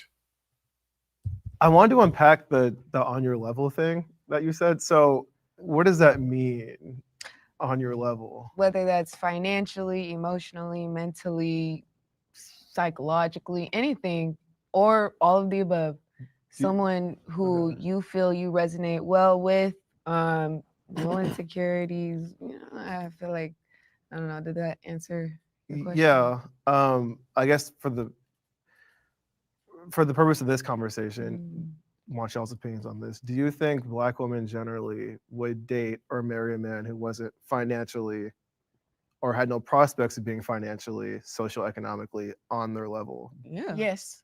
Absolutely. See it every day. Literally. Every single day. I wonder why the perception isn't that then. Like I wonder where that comes from then. Like the majority, and I'm sure maybe someone will agree with me, they walk over here. Because necessarily you're not going, I mean, Black women are most educated right now. Like necessarily you are not going to probably find a Black man who is on your level. Like it's just, the numbers are not there. So a lot of Black men might feel like, okay, you might just be settling because. That was a crazy look. That nigga felt like he was struggling over there, had to fight the girls alone. He was like, well, one of you guys come over here and agree with me. Like, nah, nigga, you on your own. You are intimidated by successful Black women. You need to argue that shit by yourself, nigga. Pop your collar up and fight these bitches, bro. Majority, and I'm sure maybe someone will agree with me, they walk over here. Because necessarily you're not going, I mean, Black women are most educated right now. Like necessarily you are not going to probably find a Black man who is on your level. Like it's just, the numbers are not there. So a lot of Black men might feel like, okay, you might just be settling because we're here now, but would you be dating me if it weren't somebody else? I think that's. I think most men, especially in the beginning, you cannot start out in a lopsided relationship. If she comes in with everything and you have effectively nothing compared to her effectively everything, then you're basically the dick in the box. You're here for dick and emotional support and to lift heavy things. And I think a lot of guys, especially, once they realize the depth of the situation, you're just a dick in a box. You pick things up and you give emotional support. It's not a fulfilling role as a man in the relationship. It's actually really interesting that you mentioned that, because it's something that is socially imposed. And I think a lot of men, not just Black men, but men in general, seek social validation from their peers. And so when other men look at each other, they're like, okay, well, what are you doing for work? Are you making more money than me? Obviously they're more competitive with each other. And then obviously that brings competitiveness within the relationship, which is something that shouldn't be the case, but it is in a lot of situations. The only reason I reject this argument that it's men being competitive with the women. The very fact that women want to vote, women want to go to college, women want to have the high-paying corner office job, women are competing with men. And so they bring that same competition to the relationship. Because remember, I got a degree, right? I'm educated from the trenches, right? Not only did I make it out the trenches, I'm educated. So the fuck what? He is too, bitch. Make some spaghetti. disagreed with the prompt is just because I agree with everything you guys are saying, but personally, because my mum, who's Black, she was always very successful. So I've never like felt intimidated by success. But I agree with what you were saying, that I think that in my experience, if you aren't perceived to be on the financial level of a woman, then she'll just look past you straight away. I'm a musician, so like we know that we're not going to be financially successful until it hits. So I'm always more like, see my potential. But I think there are a lot of people who don't acknowledge potential. They're just like, you need money now, and that's all I'm going for. That's me. I don't see potential. Yeah, I agree. I'm 26. Appreciate the honesty. There's only so much potential that honestly, when I first see you and you are. Actually, I don't fault her for that as a woman. I mean, you look 30-ish. You're too old to be falling Google Gaga in love. When you're 20, potential is amazing. When you're both young and in college, when you haven't really attacked the real world yet, yeah, go on potential. As you get older, as a man, you want to come into the relationship or any situation with an ability to control things, with an ability to self-determine. You can't self-determine on raw potential. Not economically secure. I'm not looking at you. I don't have intentions on being the breadwinner. But that being a breadwinner and being successful are two different things to me. Can we have the disagree step forward? We'd love to hear. Welcome. Yeah, so I strongly disagree. No man is intimidated by any woman because of her credentials. That's not the case. It's usually the character and traits that come with that. They usually have extremely high egos and you can't tell them anything. And they usually come off extremely masculine. Like what you said you can be masculine and it might be too much for men. It's an attraction thing. Men are not attracted to masculine traits in women. That's what it is. I don't think that's necessarily true because someone who, for example, I've known men who were intimidated because and jealous because I had a college degree and they did not. It's not just the trait that came with that. It was I have a diploma. They did not. It's not just my quote unquote masculine traits that was a turnoff. I would say that might be unique to him, but generally, it's the traits that come with it. It's not the degree, it's the traits. This idea of dating down and dating on your level stems from women. When men have money, they don't view it as dating down when they're with their women. You guys say that, not men. If a man has money and he's taking care of a woman, there's no point that he thinks he's dating down. He's just taking care of his woman. I think it's dangerous for a woman to date down because we see it all the time. Men.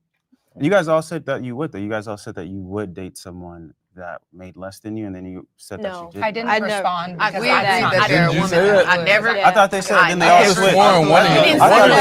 switched. We didn't see potential. I don't see potential. I guarantee. Yeah, I appreciate economic. No, notice how they get caught up when their own words get held up against them.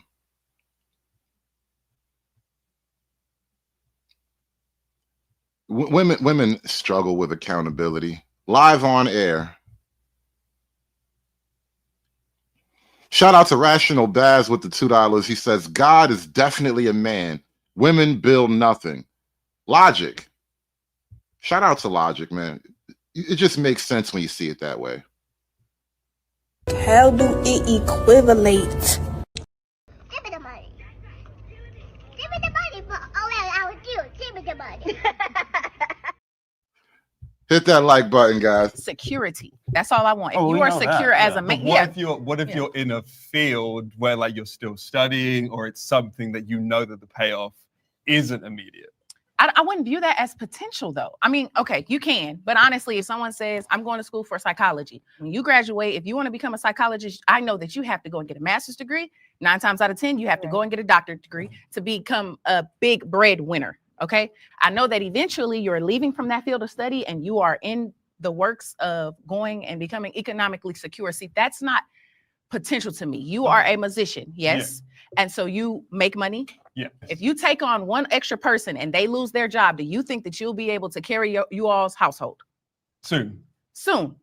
Okay, so myself listening to you, as I stated, if I talk to you as a friend, because that's how dating starts, I'm listening to you, and if you have enough charisma, I'll look at you and I'll say, okay, this is a man who I think will eventually become economically secure for us. See, I want to date someone who is economically secure for himself first. So that's what I'm thinking about I'll potential. be honest, I don't believe any of this. You don't I think believe it any just of comes this? straight to just superficial stuff. Like, remember what I said, you know, love is only real when you're young. When you get to a certain point in life, it's straight up transactional. It's hard to find that real love later on. I mean, we live in a superficial society. Women only want the men with money. Yeah, as they should. Oh, thank you. But let's just cut the BS. It's about money. Yeah, it is. That should be the number one thing when you're dating. That should be the first thing that you. Materialism one of the things. should be the number one thing. It's not just materialism. It's that as a woman, we That's need what to I'm saying. know. It's not just about money, but I do agree it's not. There's just a lot of Money BS. should be the number one thing that one of the top things that a woman should look at when she's dating. It is the main. It is. It should be. Are you saying one of or? I feel like Captain Hook lost his hand in a black love incident, and that nigga has been scarred for life. He has been forever changed. He used to write poems with his left hand, and then he had that tragic black love incident, and now he had to relearn how to write poetry with a right hand. Had to get a whole new leather notebook. It was probably a terrible story. It's gonna be a lifetime movie event. Watch how black love cost him his hand. I'm telling you, we got to get the story of Captain Hook, because Captain Hook, he been hurt. Captain Hook, he's like the embodiment of a who hurt you nigga. Every time you be in these conversations and a chick, she want to ask who hurt you, she's imagining Captain Hook right now. He is the embodiment. He is the walking spirit of who hurt you. Anytime a bitch be like, who hurt you? He just hold up his nub. That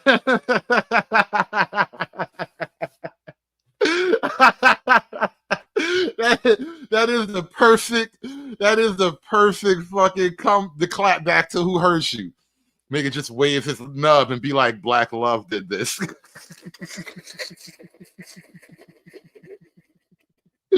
Oh God. The most important. The most important, yes. I partially disagree because I think there are, kind of like we mentioned earlier, there are preferences. If you find someone that is interested in a certain characteristic that you have, perfect, great for you. And so we have these assumptions that, oh, all women are superficial. That is not the case. Absolutely. Majority. Okay, well, that is. Women really hate the male perspective of women. This is why it's really difficult for guys to actually be honest with women, because y'all hate this shit so damn much. But the simple truth is the image that women have of themselves and of women in general is almost worlds apart from the image that men have with women. And it becomes like, it gets to the point of taking offense. Like, women get offended when you try to just honestly explain how you see it.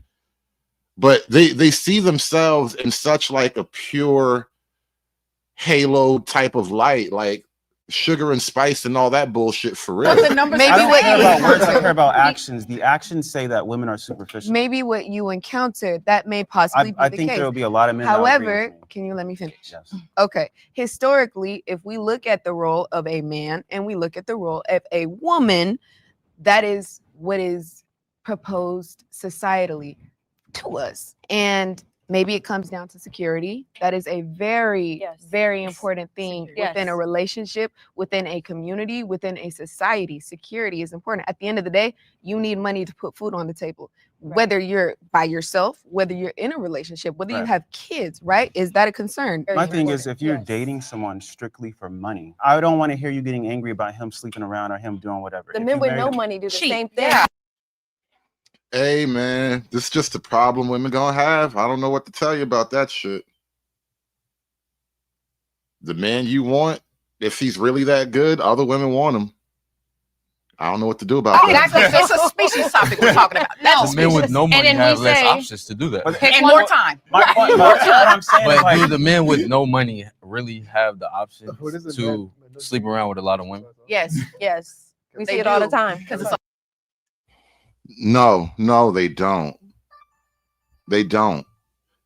And this kind of goes back to like what I was calling the alpha fallacy, or the apex fallacy rather, whereas women can only really judge men by the men that they would sleep with or have slept with, which in practicality, that's a minority of men, right? And so you're judging the vast, overwhelming reality of male existence by the handful of niggas that you slept with.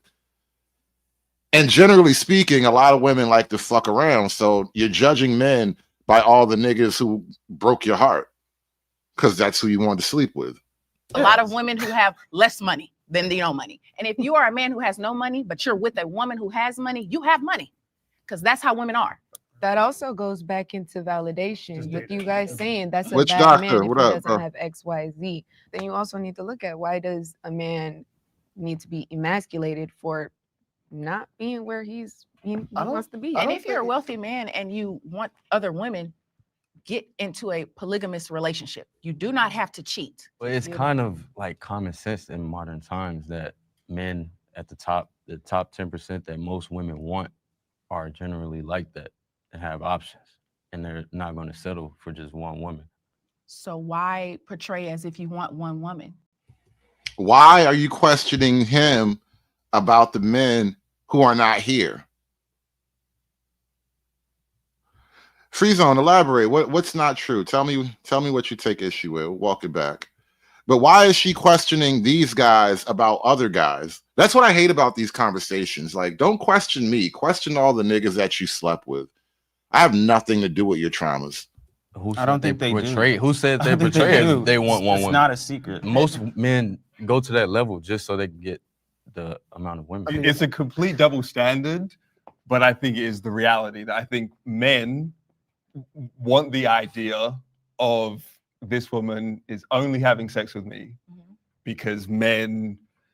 Territorial. Yeah, Dominating. exactly. Yeah, again, this is a double standard, not excusing this, but you know, the amount of men who are obsessed with a woman being a virgin, but also wanting them to be this like sexual dominatrix as well, complete idiocy. But yeah, I think unfortunately. Yeah, the Madonna horror complex. I know. We are sexually we like different things, you know. We want the women to be nice and motherly, but we also like slutty chicks too. It is what it is.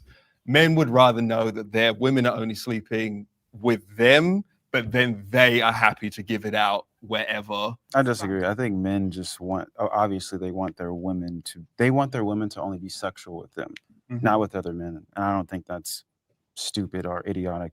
Yeah, it's not exactly all a controversial point. Anyway. Well, I just think it's a double standard, because if we expect ourselves to be able to put it out anywhere. SKC, I'm curious, bro. Where do they find these niggas, man?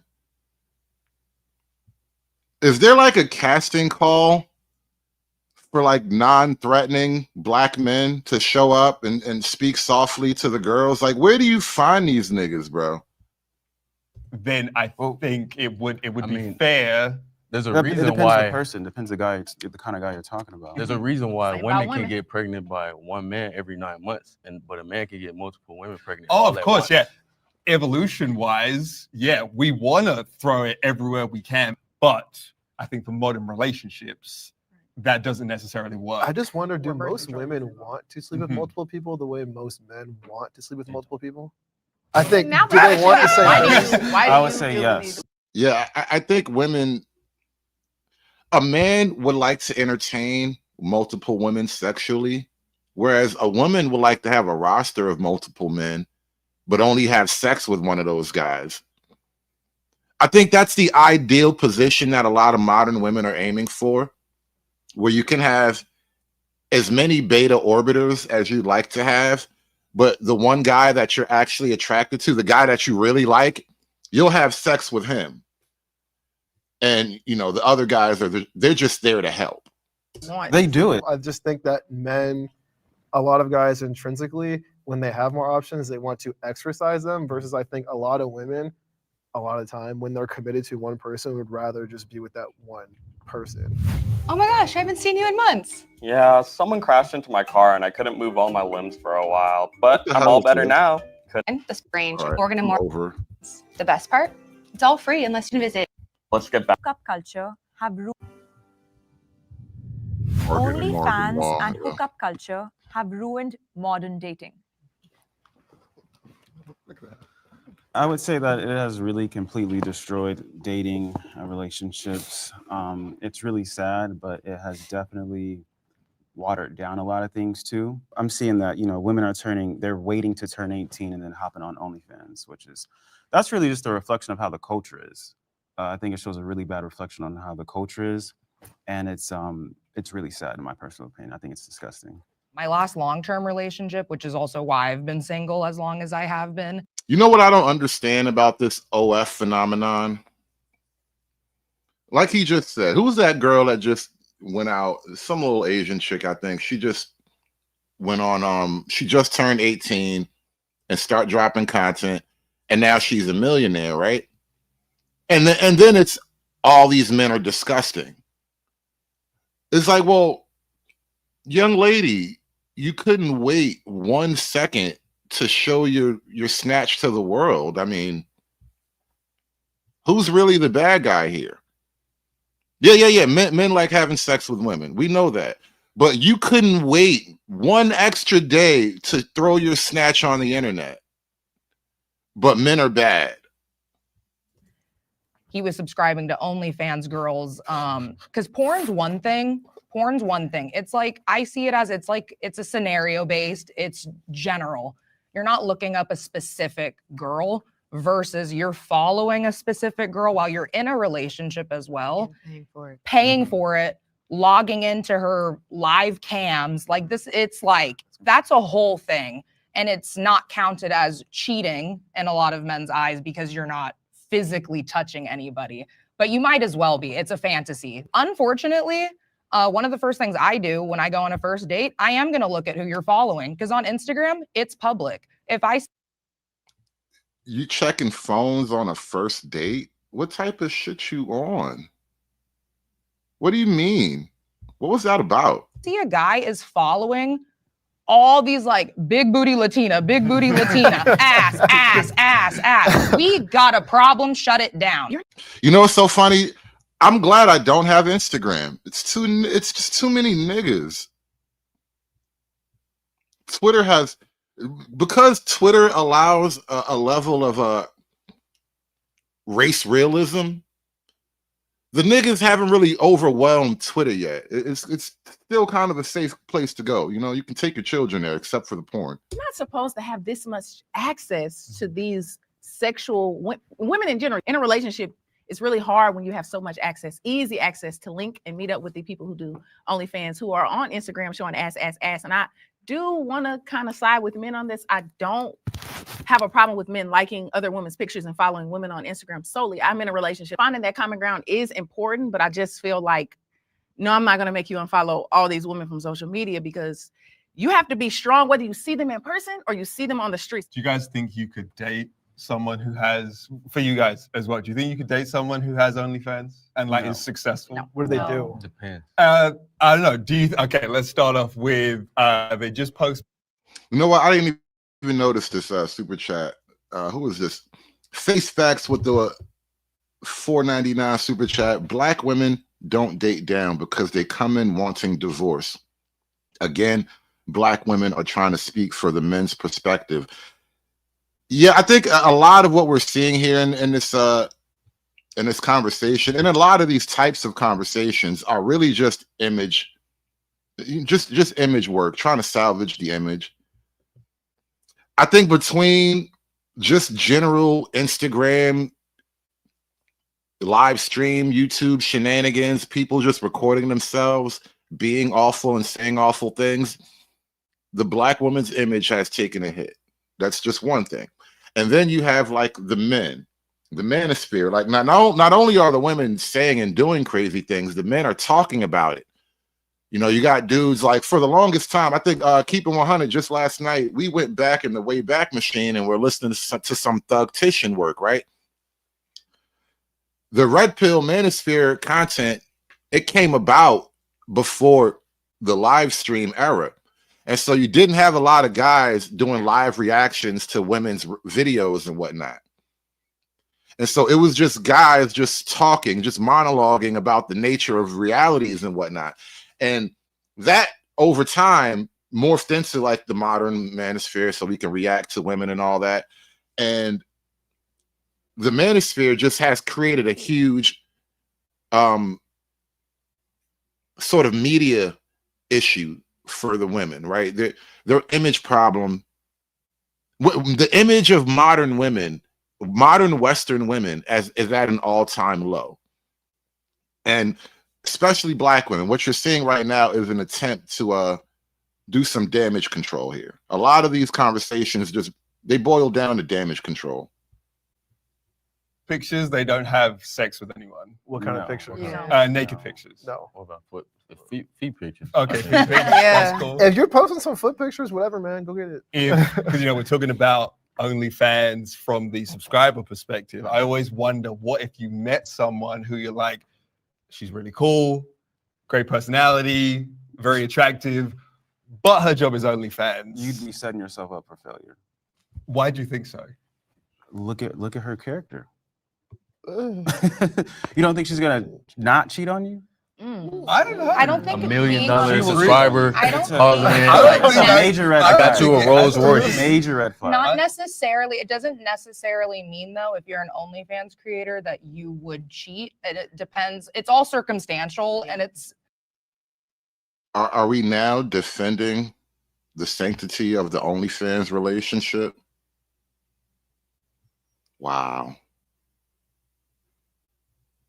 Just because she does OnlyFans doesn't mean you can't actually be in a relationship with her. Like, it depends. If she's sleeping with other people, I'm still talking. If she's sleeping with other people, I mean, yeah, then she's sleeping with other people on camera. But most of the OnlyFans creators that I've heard about, all their content is by themselves. So I don't think it directly means being an OnlyFans creator would mean you're going to cheat. In the sense of someone who's posting pictures, she may not have just had someone in her life to tell her, like, hey, you should want to keep that for yourself. Would she and listen? who Would she listen to that? Would she listen? I mean, I grew up hearing that. I'm not on OnlyFans, and we're speaking about me, but I'm just saying in general, some women who are in the sex culture, who are in pornography, there's the Just totally want to ignore that simple reality. You can't make them stop.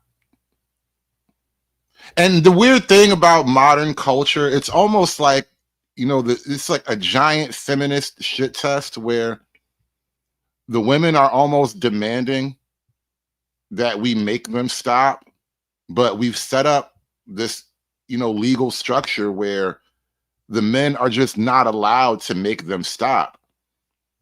And so it just boils down to like this really weird shit test where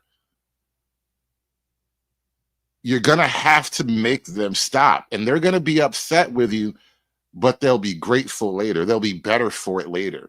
They'll resent you, but they'll be happy. They'll resent you, but they won't be on the pole. And that's kind of the situation of like Western culture now. You have to like override the women in order to actually save the women. It's diabolical, really. connect between self and I know a sexuality. lot of women in that culture. Do you think that feminism played a role in any of this? I mean, the liberation of like women. free choice, do what you Yes. want. Get You back shouldn't at face men. repercussion. I mean, I wouldn't say get back at men per se, but I think it's. But that's something dangerous to to say that that's what feminism not is about about, men. and where it stems Pretty from. much is today. It's pretty much they just want to be able to do whatever they want and have no consequences to their actions. I think that's an umbrella. Yeah, I feel like you cite a lot of things too that don't really have backing as well, and you make a lot of broad statements. They're true though. I think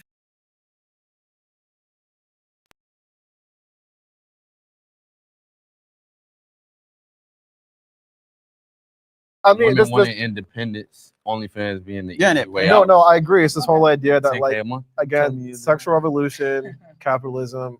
You know, it's the fastest way to make money. Basically, prostitution is the Right. oldest profession. I think Yeah, I was just when- about to solely because you brought up prostitution, but before now, women weren't allowed to have bank accounts. If you did not have a husband or a man taking care of you, what were you left with?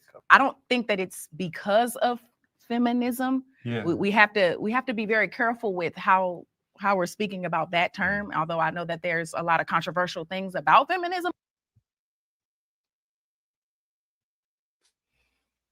I wish I could swap these niggas out for like a hand-selected manosphere crowd. I noticed something about like the mainstreaming of the red pill conversation. In order to mainstream it, you have to like soften it. So you can't have guys that not necessarily like a firebrand, but guys that are just effective in their delivery, effective in their approach, because you are not going to sit here and tell me to speak nice about feminism, lady. Like, this is a non-starter here. I feel like we need a teeny tiny bit more hostility from the men. But I don't believe that OnlyFans is a result of feminism. Yeah, I wasn't saying as a result. I Definitely was saying like stems it from plays it, a I think. majority. Yeah, of it it. definitely But if stems from a big prostitution role. is the oldest job in the world, then it predates, feminism. So I would say, to your point, It's almost like the women are more hostile than the men, actually. Like between the two chicks on the ends, the two skinny ones, they are hostile. They are aggressive, technically.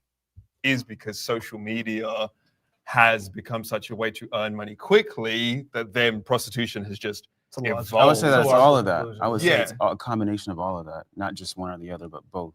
prostitution, I think before it was still kind of taboo. I don't know if OnlyFans is as taboo as like a traditional prostitute. When COVID started, I think like You know what I realized too about this modern Black matriarchal culture we have? Hostility from women is to be expected, but any hint of emotional dissatisfaction from the men will be treated as an aggressive threat. Like, I've had this on panels, right? Where, like, mind you, we're on a panel and I'm just talking, like, I can't actually harm you. You know, Cinnamon Hitler can't get you, baby. But we're on a panel and I'm talking and I'm explaining how I see things. And some chick, always some girl, right? Some chick will be like, you just sounds abusive. It just sounds threatening. And it's like, why does me explaining order to you sound like I'm gonna beat you up? But that's automatically where they go, because it's like, unless you're laying on your back waiting for a belly rub, you're gonna get treated as some type of aggressive enemy. Meanwhile, she has a free hand to be as hostile, to be as aggressive, to be as passive aggressive as she likes, and you're supposed to take it on the chin. You know, you got to act like, you know, you smooth. You got to be on some player shit or whatever that stupid nigga thing is. the amount of girls I knew who were just regular girls, like, oh, join my OnlyFans. Hard times may leave you on the street. Survival mode. Yeah, survival. And shout out to Dick Thug with the 5-ball, by the way. Hood, we really gonna expect them to control their greed before our lust? No.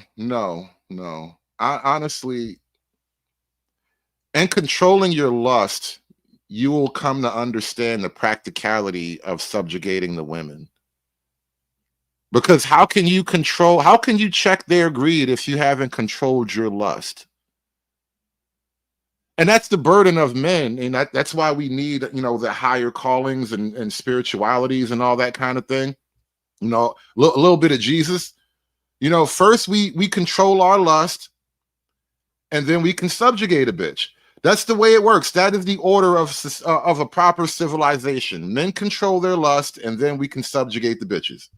Get it again. Okay, I'm gonna say it again. I come in the name of Jesus. Repeat it after me, bitch. I come in the name of Jesus by the power of the Holy Spirit. You know, honestly, it's just honestly, it was very dangerous to be a prostitute during COVID.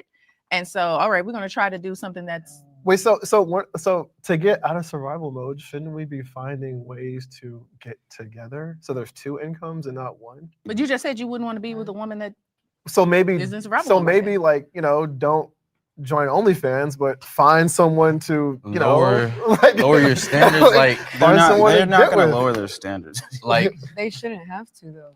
You don't have to. No, you don't. You know, on the one hand, you got chicks talking about OnlyFans and all of that, and then they have the nerve to have standards. Like, if you have done an OnlyFans, or if you are in support of women who do OnlyFans, I think you should be out of the standards conversation at that point. As a participant or a supporter, either way, you should be out of the standard conversation at that point. It just doesn't apply anymore. I mean, I wasn't talking about standards. I was just saying like perception's reality. And then when you see a bunch of people that just kind of see just a girl down the street starting an OnlyFans, and it probably doesn't go anywhere, but now like you've made this life decision and now everyone saw that, just makes you wonder where we are as a society. Everything now is just oversharing Yeah. in this culture. So I think again, it's just like a natural, like, you know, people share every single sexual story. People share every single like whatever thing. So I think people are like, well, I'll just share my body because that's the same as a story. But do you guys feel like men play a role in women getting online and showing their body off? Yes. Oh my God, it's Jermaine's fault that you wanted to show me your cooch. You wanted to show me your cooch, and now it's my fault. I'm done. I'm done with life, and it's all Jermaine's fault. It's always Jermaine's fault. The market for it. 100%. We play a role in what you do with your bodies. You buy it.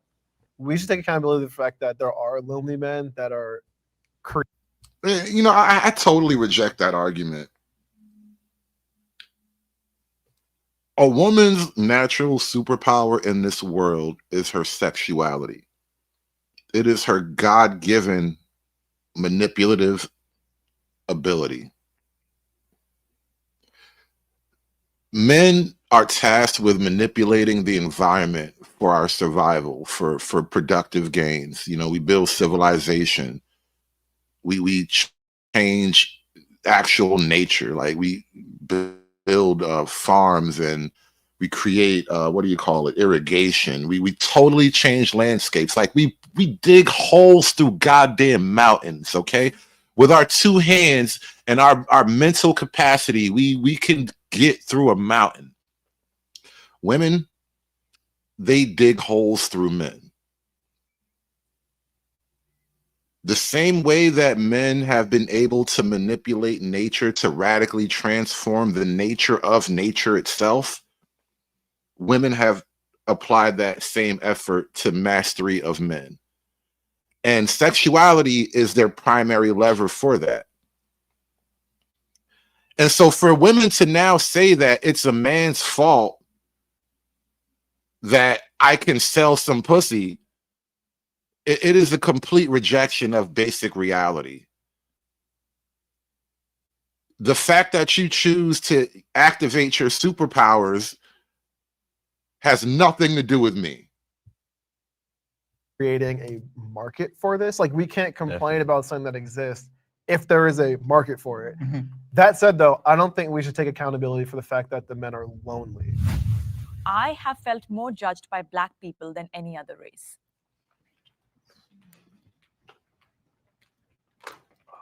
I can say I felt more judged by Black people because I grew up inner city, then I moved from the inner city to You notice something when they switch topics, there tends to be a couple of guys who don't necessarily want to engage on whatever topic, But the women always have something to say about every topic. Like everything has offended them.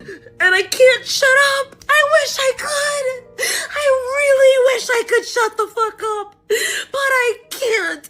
And to the suburbs.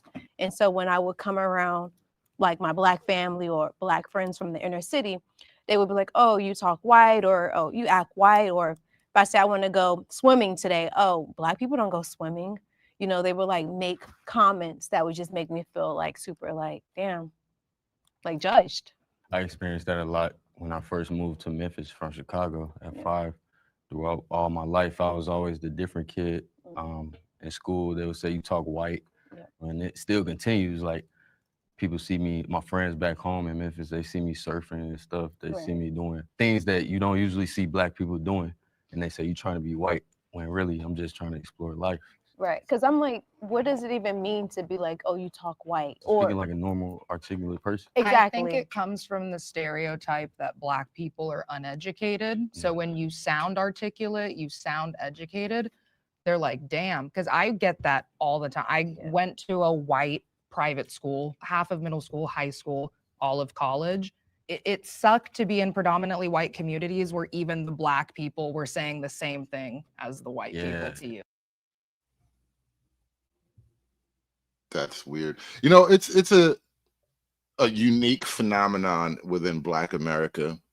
The more successful you become, the more distant you are from the common Black experience. And then as a culture, the culture that's created by those successful people, like the Boule, we talk about that, the Jack and Jill type of crowd. You know, the Oak Bluff, Ralph Lauren campaign niggas. They live in a completely different Black universe. It takes a real toll on you because when people were telling me that, like saying you talk white, I would try to change the way I talk and try to fit in. And I was speaking ghetto, that Memphis accent. You hear me? You're like I would talk like. And that's not normally how you talk. And right? luckily, I got rid of it and went back to speaking to the who way you are. I really was. Yeah. I definitely think it's like crabs in a barrel mentality. Definitely. And it's kind of like, okay, what can we relate over? And that is the struggle within the Black community. There's certain Black experiences in which we find commonality or common ground.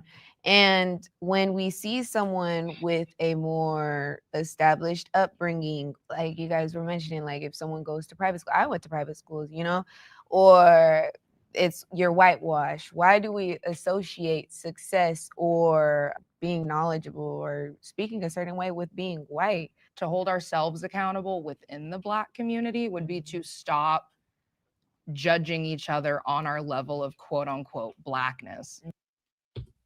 Oh no, Sid, you don't get off that easy. Sid says, please don't bring whites into this conversation. Listen, whites are at the heart of the Black universe, okay? When you drill deep down into the core of Wakanda's planet Blackness, there's a couple of white people there in clan robes and shit.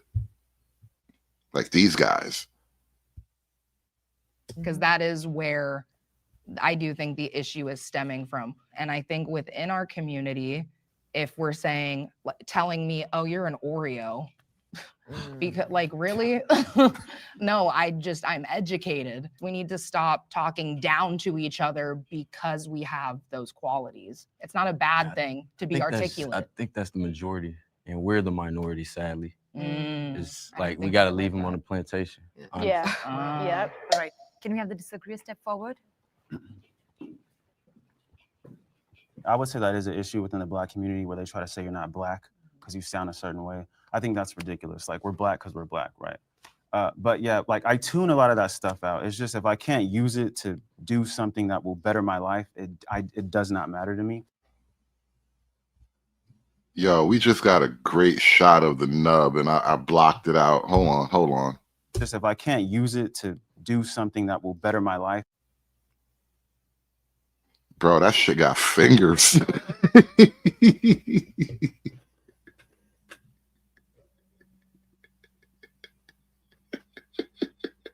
That shit got fingers.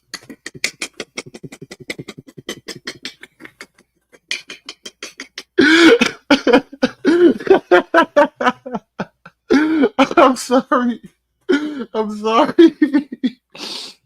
Why does it have fingers? Oh my God. Oh my God. All right, I gotta be better than this. I'm sorry. We're supposed to be better than this. Nigga said he got the Deadpool arm. He got the Deadpool. That shit gonna be right by tomorrow afternoon.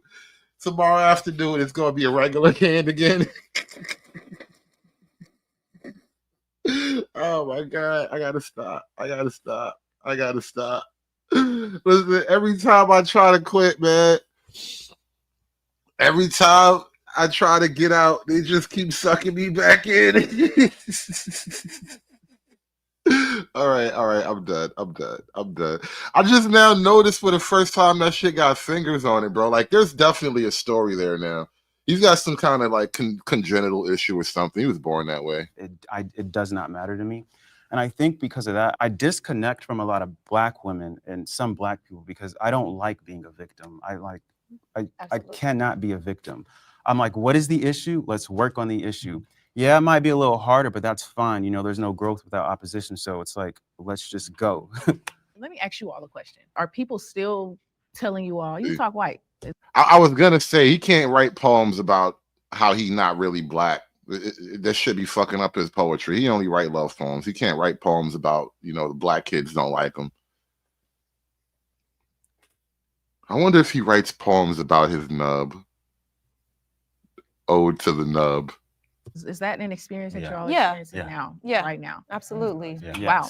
I have the ability to code switch. Yeah. I'll be honest. I can definitely, it's a switch for me. So I haven't had anyone say, "Oh, you talking white." It's more so like you going somewhere. I've heard that my whole life from our community. I hate to use the word code switching because I know slang, but that's our language within the community. But outside of that, I am a very intelligent individual. So I know that I need to speak and not use Ebonics so that you'll be able to understand me. And I think that in itself outlines the fact that I feel more judged by those outside of my culture, outside of our race, than inside. Walking around in society, I'm automatically judged by people who are not Black because I'm Black. And they have an expectation if I'm not dressed properly, if I don't carry myself a certain way. And I understand that. To your point, like, I refuse to be a victim. So I'm going to, like, okay, whatever it is, like, I'm going to present myself the best way possible so that I know I might be judged a little bit walking through the door, but at least I'm giving myself an opportunity. But yeah, I think Black people, we might give each other crap for, like, being different, but at least I feel like we always have each other. Always. Most of the time, we have each other's back, I think, as Black I don't people. think so. I don't know if that's true. I don't think that's accurate. How does having each other's back as Black people most of the time coincide with the high violence and murder rates in Black America? I don't know. I mean, how does the abortion issue correlate to having each other's back, right? Like, I don't know if these things can really be true at the same time. I think we like to lie to ourselves about ourselves, and it's a terrible thing to do. I don't think so. Especially not a Black man with the Black woman. You don't think so? No. I agree. I agree there because I think that when Black people at school said that I talked white, and especially with a British accent, it's even more like white. It was always more, like you say, it was kind of just like, we're in the community together. I feel like when the white people would say stuff, it was like the true attack. The girl, talking of oversharing in this modern world, the girl that I lost my virginity to, white girl, and a few weeks after, she was asking my friend about me, and she was like, does he consider himself white or Black? And then my friend was like, he's Black. And she's like, oh, that's a shame because I'd only date a white guy, but at least I can tick a Black guy off my list. And that's like my first ever like real sexual experience. When it was the Black women in dating saying you talk white. I mean, I I get, young teenage love and all that, but some white girl banged you and checked you off her list. It's not as traumatic as they made it sound. I mean, the oohs and ahs were a little bit overstated to me. And take a black guy off my list. And that's like my first ever like real sexual experience. When it was the black women in dating saying you talk white, you're too middle class, whatever it is, then that was just like, okay, yep, just we are different parts of the same community. When white women and other partners who would be like, you're not meeting my dad because he would never let me date a black guy, that felt like way more cutting. In a sense, it's a fetish. And we have to be careful about that because as a black woman, I think black folk have to get over this.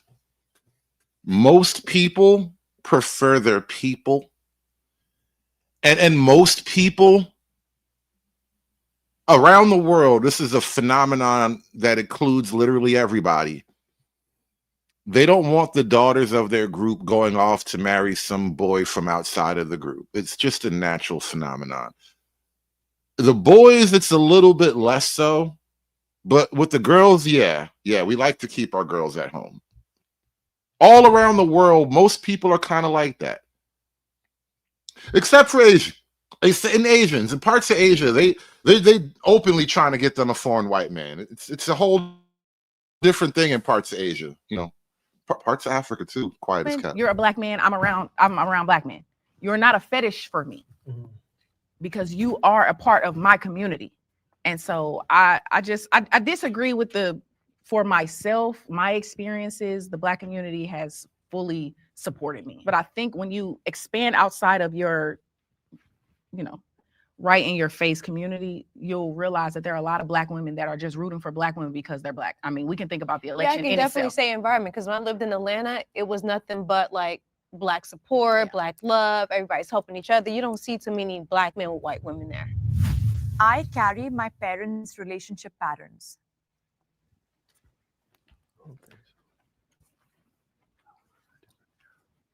So I just had a baby. He's 4 months.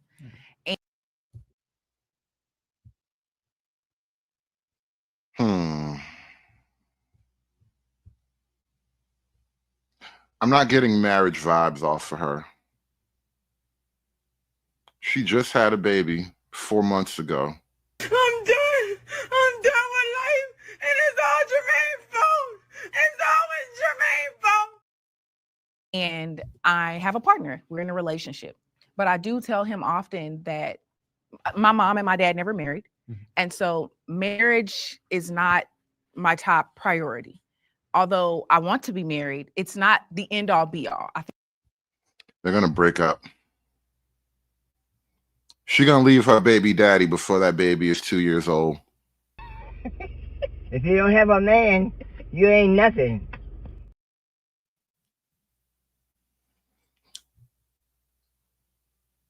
By the time that baby is walking to school, they're going to be living in separate houses. They might live in separate houses already. think that some people are raised and they've seen their parents married, like I have to be married. I don't feel that way. And I do believe in healthy co-parenting. My parents were healthy co-parents. You would have thought they were brother and sister. So I do believe that if our relationship ends, I would be okay. I am open to being a co-parent. So I'm in the middle with this one actually, but I was leaning more towards agree with the statement. I definitely learned unhealthy relationship habits from my parents, and they're actually the model. Hi, mom and dad, the model of a relationship that I am trying to avoid. And they're the So your mom is white and your dad is black, I think. reason why I know like your partner is sorry. After seeing how my parents' relationship was, I learned your partner is the number one choice, life-altering choice you can make in your life. Absolutely. With my family dynamic, it's just a little unique because the dad I call dad is my stepdad because Yeah. my biological father is incarcerated. He's also black. So my So your mom paid the toll, did she? Got knocked up by a black guy, and now he's off in jail forever and ever. I wonder if your stepdad was black too. life. Absolutely. With my family dynamic, it's just a little unique because the dad I call dad is my stepdad because Yeah. my biological father is incarcerated. He's also Black. So my stepdad I call dad has been in my life since I was 1. But so with that, I would say Black dad, Black stepdad. my father being Black, my mom being white. Now that I'm an adult, I can see there was a power dynamic in their relationship. And like I mentioned, I did grow up on the white side of my family. I didn't know until I started dating how differently I had grown up from other kids. I talk back to my parents because that's what they do to me. Call them names. Yes. So when I got my first boyfriend, he was like, "What in the hell are you doing?" And I genuinely did not know until I got into my first relationship. Definitely a white mom thing. Talking back to your parents only, it's a white thing. The Black single mom household, the Black household in general doesn't have that. Especially, it goes double with a single mom house. Like, whoa, that's not healthy. You can't just be screaming at your partner all the time. That's not normal. And I thought that was normal because that's what I grew up around. I think mine is pretty much exactly that, unlearning. Because my parents, their relationship was at a very loud volume, and it was a lot of aggression, passive aggression. Like I got to see them like fall out of love to lead to their divorce. And my dad had my brother and sister from his first marriage. So like, I think talking about inheriting patterns, I always like expected that I would have biological kids, step kids, adopted kids. I always. You know, the other day, I think I was on, I was over at Aunt T on his channel. We were talking about this family dynamic situation. And Aunt mentioned the family tree. The idea that you can like trace your lineage back through this nice, simple chart that we call a family tree, right? And I pointed out to him, I think who else was up there? Oh, Ism goofy ass was up there. You know, Ism's like 60 years old, only ever talk about pussy. And he was like thinking that, this was my point. The family tree can only be really maintained by married couples, right? It's a patriarchal family. Because we were talking about family reunions, and that's how we got to the family tree thing. And without a patriarchal, stable married couple, you can't really do family trees that way. When it's like baby mamas and baby daddies, the family tree becomes a tangle of vines. And that's when Ism goofy ass got offended because somehow that meant Black women bad. But that's literally the truth. Like, you need stable families to have family trees and all that. And that's how you get to have big family reunions, because, you know, all the married men, you know, they have the money to do things, and all the women, they want to do shit. And so they plan it, and the men pay for it. And, you know, they pick up the heavy things. And that's how you get that thing happening, the family reunion, right? But without that family being mostly men married to mostly women, like you need married couples for the most part, you wind up with a tangle of vines. And now you have the situation where, why would you come to a family reunion if like 2 other baby daddies are going to show up? Like, who wants to come to a family reunion and be baby mama number 4?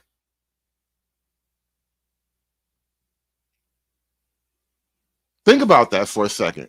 You show up at the family reunion and you're baby mama number 4.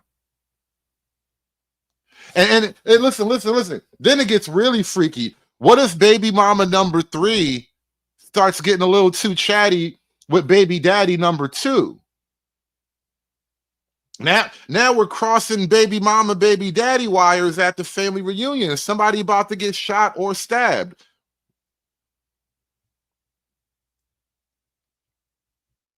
It's all a mess now. Everything is all fucked up now.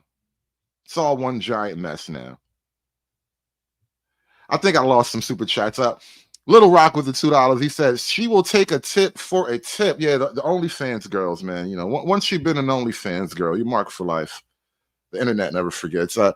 Dick Thug with the 5 ball. We can't let them control their greed first. Once that happens, they will take the moral high ground and wave it over our heads. Well, they'll never control their greed anyway, so there's that.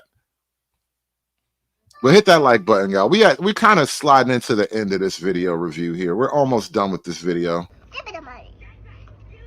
Give me the money for all that I would do. Give me the money. Have expected that every single relationship will at some point die, and But can't you? I just can't imagine going into the world of dating and families with the expectation of being a stepdaddy.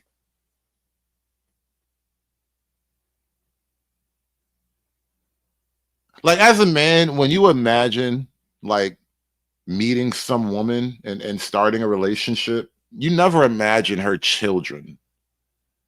It's always a surprise, like, oh, you have kids.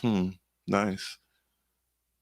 You just don't. I'm sorry. You just don't imagine happily ever after with her children. just you will never speak to that person again. So yeah, I think I've just inherited all of those patterns, like you, trying to unlearn them now. But yeah, that was like my whole childhood. We might be half brother and sister. Don't go on Ancestry DNA. I don't remember all the circumstances in which my parents got divorced. I don't remember. I know some of it, but I was pretty young back then. But what I do know is how much the divorce impacted me just growing up and not having my dad in the house for years. Like developmentally, I think just obviously my mom did a great job, right? You know, one thing I noticed about this particular conversation about the impact of not having a dad in the house. Where's the female empathy for this particular thing? Because it obviously puts women in a weird spot, but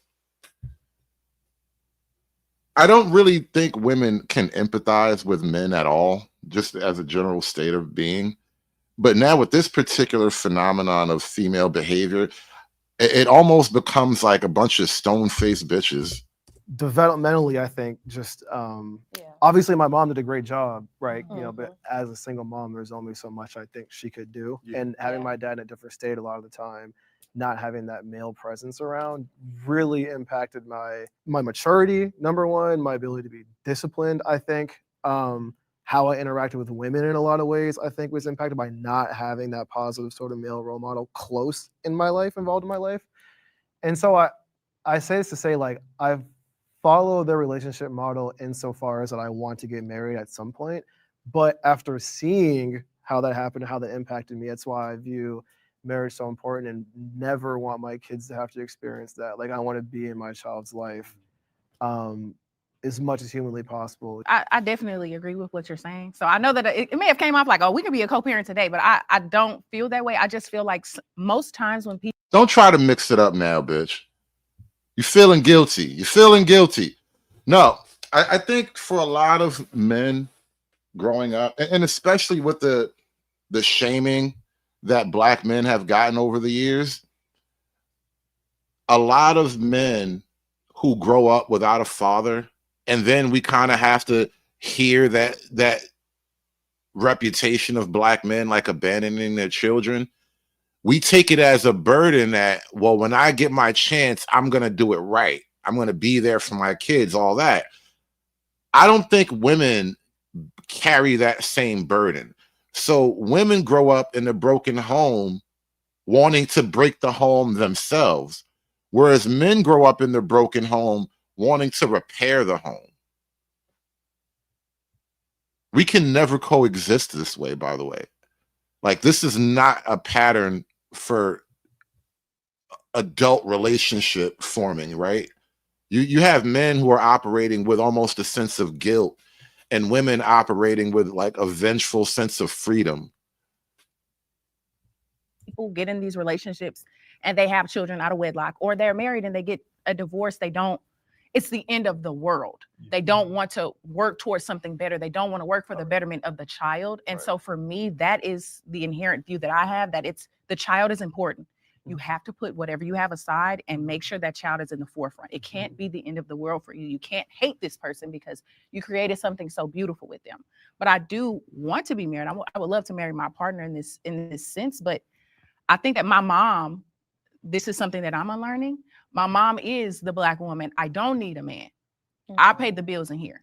But my dad would help regardless. He could have a woman, he could have a girlfriend, but he would help towards the household. He would help her if she needed anything. He was her first call. And so I think the way I view dating is that. My mom left her whole family for men. Wait a minute. See, let's stop right there. And this is what I've noticed, and especially now that she's already an unwed mother, all a man can ever be for her is help. Like, the guy that knocked her up is the guy that needs to marry her, obviously, but in her mind, all he ever can be is the help. Even as the husband, he's just here to be the help. And I don't think the women see themselves in this light, but yeah, it's not, this is not the relationship structure that endears women to men. You seeing me as the help, over time, it's going to build up resentment and hatred on both our parts, on one or both of our parts, because you think I'm just the help. I mean, he could have a girlfriend, but he would help towards the household. He would help her if she needed anything. He was her first call. And so I think the way I view dating is that. My mom left her whole family for men over and over again. So she put a man above all else. That's kind of how I carried myself in primary, like the first relationships I. No, your mom left her white family to fuck some niggas. Some jailbird, low-level, thirsty niggas. I think it was almost beyond race at a certain point. Like, the racial thing will never go away. But the fact that your mom got knocked up by a dude who can never come home, like, he's still in jail now and you're an adult. Yeah, you look crazy. Mom look crazy. Becky looks crazy. I fully poured into them, not myself, because I was like, well, they're gonna take care of me. That's what my mom's doing. Right. But I also want to know, why does the Black community not hold marriage to like a high standard?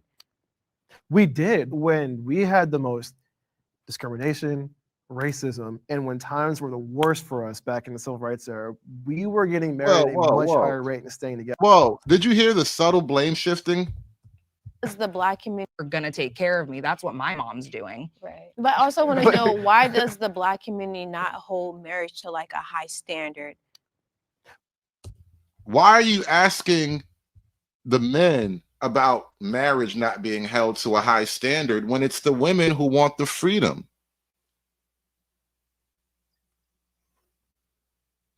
Why aren't you turning to the women next to you and asking them why marriage isn't being held to a high standard? It's always this blame shifting. We did when we had the most discrimination, racism, and when times were the worst for us back in the civil rights era, we were getting married at a much higher rate and staying together than we are now. And so that's why I was asking, like, how did it happen that from 50s and 60s, we ended up here to where things are regressing when things should be theoretically getting better because there's more access now? Because they gave us feminism to fight racism, and now everybody's miserable. Everybody's unhappy. Everything is fucked up. We were better off with racism, technically. I think back in those times, it was a necessity. As a woman, being married was almost close to a necessity because of all the things you couldn't do as a woman. I think that's why we have degressed in a sense. And I think that it should be held valuable, but it will never be the necessity that it once was. Can the disagree step forward? We grew up with technology and stuff like that. So I've been shaped by so many other things and shows and experiences. I wouldn't say that it would be their relationship has shaped my relationship. I see a lot of issues that I know that I wouldn't want in my relationship if I were to get married. So I can't say that it does. No. I probably should have agreed because I look at my parents. relationship, and I learned like what not to do and what to do. Right. Like they raised me out of wedlock. They were never together once I was born. My dad was in my life, but honestly, I love him to death, but he's a piece of shit. Watching from how they were together. I think as men, we and maybe just nature forces us to be a lot more brutally honest with ourselves, right? But as men, it's a lot easier for us to like accept that, all right, listen, my dad, I love him to death, but he wasn't really right. Whereas a lot of women will carry the trauma that their mother gives them and never own up to the fact that like your mom was the evil specter in your life. You will love your mom to death no matter how evil she is. I'm doing the total opposite. I have to stick with my partner forever if we're gonna have a kid, no matter what.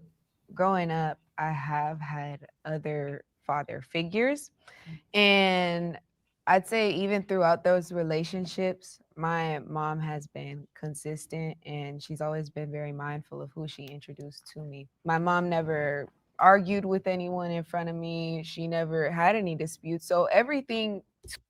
Your mom just had dudes around, huh? Like nothing crazy happened. She just had dudes around. Like, hi, this is my dude. She's like, hi, little girl, I'm her dude. If you don't have a man, you ain't nothing. I'd say even throughout those relationships, my mom has been consistent and she's always been very mindful of who she introduced to me. My mom never argued with anyone in front of me. She never had any disputes. So everything to me in the eyes of a child was perfect. And I feel like that is a very key and beautiful thing that a lot of people need to keep in mind and maintain. I have a question for you guys. Yeah. So, because we're speaking about parents and dating habits, do you think you all levitate towards individuals who've had this same experience with their parents and the same dating habits? So, for example, if you grew up in a house with a single mom, do you think you levitate towards men who also had a single mom? Well, if the majority of us grew in a house with a single mom, I mean, it just kind of becomes the common experience. I don't even think it's a matter of like gravitating towards anything. It's the norm. You don't have to gravitate towards a cultural norm. It's just sort of culturally imposed on you.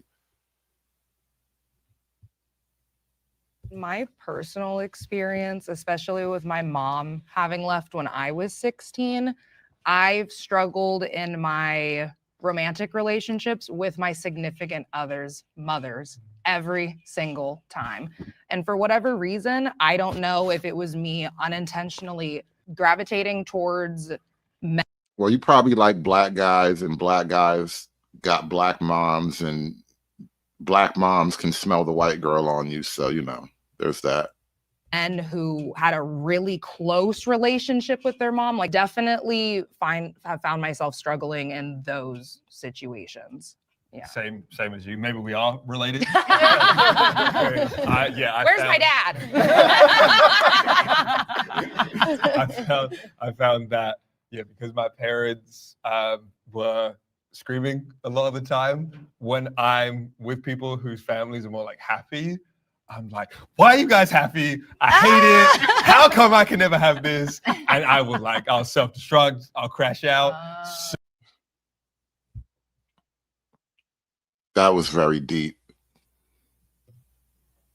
Growing up in a chaotic, unhappy home creates an adult who is uncomfortable with peace and serenity.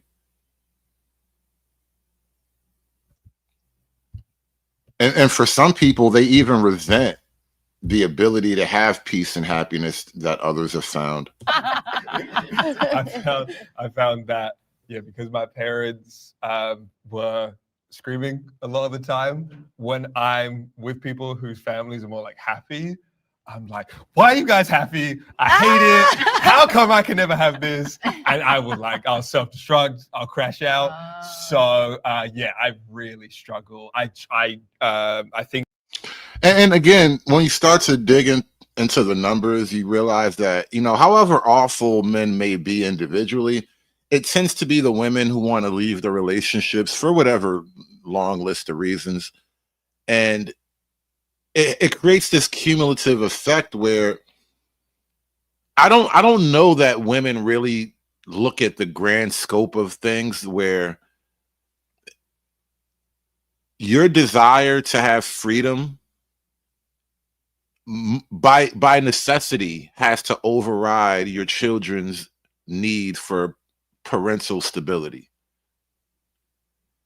And I don't know how much guilt is ever actually felt by women about that particular thing. It may be one of those things that they just bury deep down subconsciously. I go for people that have had different experiences to Yeah. how I was raised, Yeah. but I tremendously struggle with that. I think that what we're missing within the Black community is spaces like this.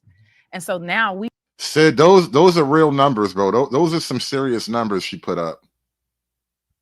Could retire that jersey, Sid. they've created this space, and now this is on the TV of those who want to watch it. So Right, it's up to us to advertise it. All of our energy should be focused on going towards what our goal is as a community. Right. And then all the other extra stuff should just get put to the wayside for a second, so we can figure out where it is we want to be and get there together. I think that's kind of what we need to do. And having these conversations is how we figure out what those priorities are. And there's people.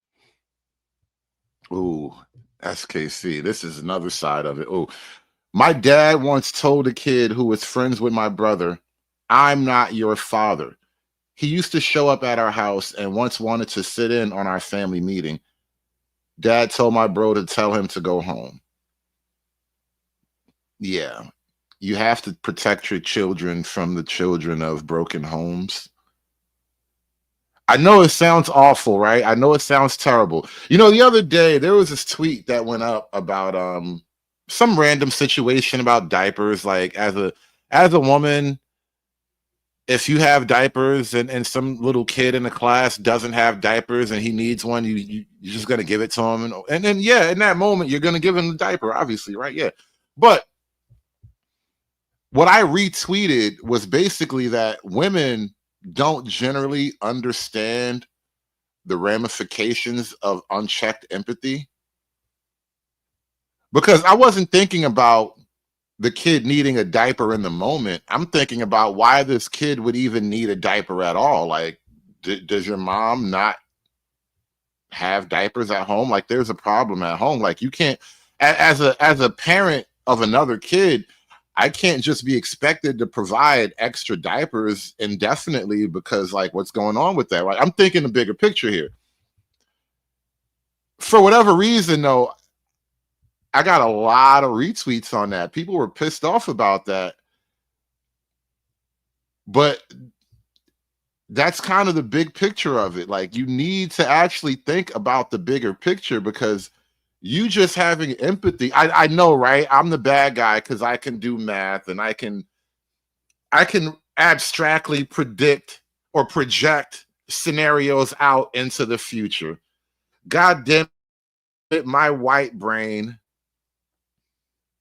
At a young age, I was gifted with the white man's logic, and I've been cursed with it ever since. And so here I am running projections and scenarios off into the abstract future. And I upset the natives. I really did. I'm using all this white man voodoo talking about don't give the baby no pamper.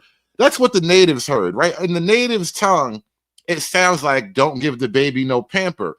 But in my mind, I'm just thinking about the bigger picture of it. Like, why would the baby not have the pamper? And so, yeah, I pissed off Twitter because of that. But listen, unchecked empathy. And it's amazing how women's empathy gets poured into the oddest, most unproductive places. Like, when you think about things like the immigration issue right now in the UK, think of some Scottish girl, little Scottish girl is going viral because she's being harassed by some foreigner or whatever, and she's got like a machete in one hand and a hatchet in the other hand, and she's like, "Leave me the fuck alone." You know how the Scots talk, right? And she's like, in a moment fighting for her life effectively, dual wielding, bladed weapons here. Like, it's totally based as fuck, right? And she got arrested by her Scottish police because you're not allowed to defend yourself against the foreigners and all that. And so now there's that whole thing going on. But generally speaking, the women overwhelmingly support the immigration issue. Even though it's the young girls of their very own tribe who have to pay the price for that immigration thing, right? And so this is their unchecked empathy being aimed at the most unproductive source ever, right? This is almost entirely supported by women. If you're going to get a huge amount of people who are against immigration, it's going to be a lot of men and young girls who actually had to deal with this stuff, right? But it's mostly the, adult white liberal females, affluent white liberal females, the awfuls, right? But it's a phenomenon of unchecked empathy, and their unchecked empathy will eventually burn the house down. People that's doing that, but unfortunately, this is just not popular. Well, it's a mature message, and immaturity is really highlighted today and supported. Yeah. So it's a very mature message, and it's going to be niche in an odd way. But we got to stop highlighting the negativity, or we see something good that's happening in the Black community. Let's share it. Let's, You see, you want to highlight the negativity because that means, you want to not highlight the negativity, which means you don't want to be highlighted for your own decisions as a woman. Because, we can talk about the men and the crime and all this stuff that men are responsible for, and that'll be fine, right? That's the plan. That's, as long as you stick to the plan, everybody's cool. But eventually highlighting the negativity means highlighting you as a woman. So let's not highlight the negativity. Let's only talk about the positive things. Unchecked empathy.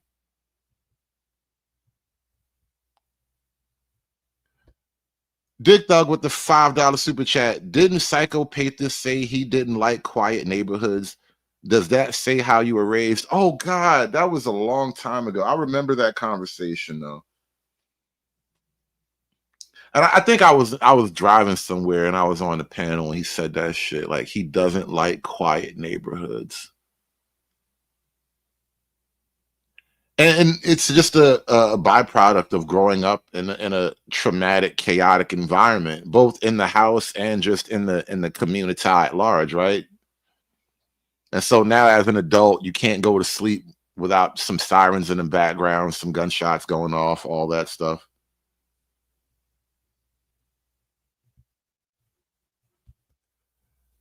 SKC, the world will never know, bro. We got to leave Nub Guy alone, man. We got to leave Nub Guy alone. He turned out to be the most solid guy on this show, technically. The Nub thing was just a crazy twist, bro. That's a crazy conversation starter right there, man. spread the message, not just spew hatred. We can't rely on the media, who's not controlled by Black people mainly, to do the job for us. That has to be something we do together. We have to take it to them. We have to meet them where they are. I love how at the end of this long Black conversation, they all shook hands and hugged, and we came to the agreement that it's somebody else's fault. Did you catch that? At the end of it all, let's not hate each other. It's somebody else's fault, obviously. Spew hatred. We can't rely on the media, who's not controlled by Black people mainly, to do the job for us. That has to be something we do together. We have to take it to them. We have to meet them where they are. Right. It's the media's fault. The media made us look bad. The media made us some niggas. We have to meet them where they are, right? Those guys did it. Them niggas over there, they responsible for it. It was the white man did it. And I want to understand white rage, and I'm white.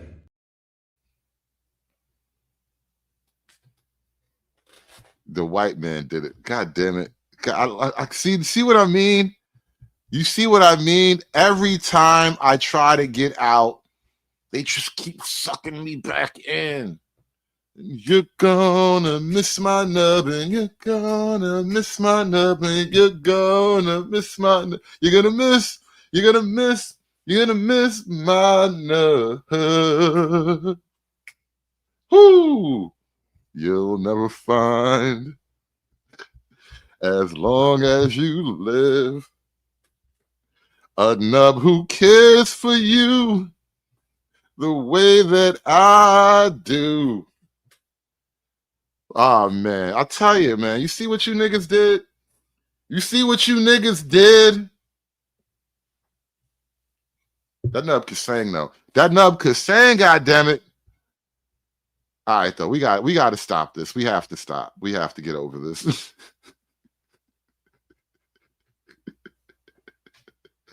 Yeah. We're gonna need Dr. Thunder to give us a good old Orthodox prayer. All right. None of that Protestant bullshit. None of that gay Baptist. None of that rainbow Lutheran stuff. I'm gonna need Doc Thunder to give us an old-fashioned Orthodox blessing. You know that swinging thing with the smoke and the incense that they got. You know that they got that little thing. It like swings and they carries incense and it smokes and they chant it. Like we need a whole Orthodox ritual after the hell that we just visited today. And for the next hour, I guess we can have a panna. There you go. Panna. It's called a thurible. Jesus Christ, that's what it's called. It's called a thurible. Oh man. Doc, you gotta bust out the thurible, bro. Doc Thunder, we need you. We need you to say an Orthodox prayer and like rotate the incense and the smoke and the thurible. I need a ring of incense and smoke and Orthodox chanting and prayer. All right. I need all the things, Doc. All right. We did some work here today. We've made a lot of unfortunate jokes. You know, we said a lot of bad things today. I even did a little song. I think I even just sung a song, but I don't even know what I was doing. I don't even know what I did, but I think I need some prayer. I think I need Doc Thunder to break out the emergency thurible and the emergency incense and do a quick prayer ritual. This is the only way we're not going to go to hell today, man. Mr. O, bro, what's going on? You were part of this too, by the way. Yeah, we was talking about bone hubs and harmony. Bone nubs and harmony. See, man, I don't know enough Orthodox guys, bro. I only know one Orthodox guy. You're just making it worse, goddammit. Actually, I think I know an Orthodox guy. I know two. I actually know Orthodox guy. So there's two. We might have to call in the Avengers on this one.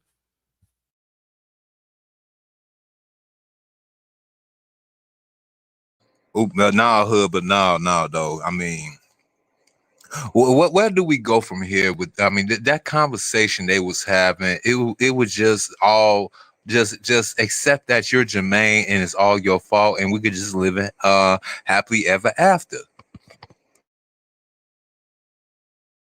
That's the only thing I got from that whole entire convo.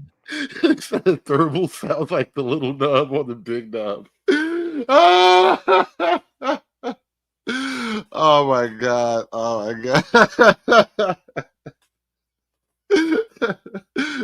We're all gonna go to hell so bad. There's probably a hell inside a hell that they're gonna make just for us. There's like a volcano inside the hell that's inside the hell they're gonna throw us in, bro. This is terrible. I heard it was lit though. I mean, I heard that part of hell they have Taco Tuesdays on Wednesdays. Oh man. Well, at least there's that, you know. I'm good for tacos. I'm a sucker for some free tacos though. Oh boy. Yeah, the taco's gonna be filled with maggots though, and that's the only thing about it. But at least you get soft shell or corn shell. Yeah, just put a lot of salsa on that shit. You won't even notice. You know one thing, Mr. O. The white man is always to blame. I noticed we ended the video everybody shook hands and they hugged and they blamed the white man. They all agreed to blame the white man together. Is that how it's going to be? We're just going to agree that we all have problems, but we're going to just agree to blame the white man for it. Yeah, even if you are in a swirling relationship with said white man, whether you are part of the Rainbow Mafia or you just a combative Keisha, yeah, even Brad will be your punching bag. Yeah, it's all his fault. It's all his fault.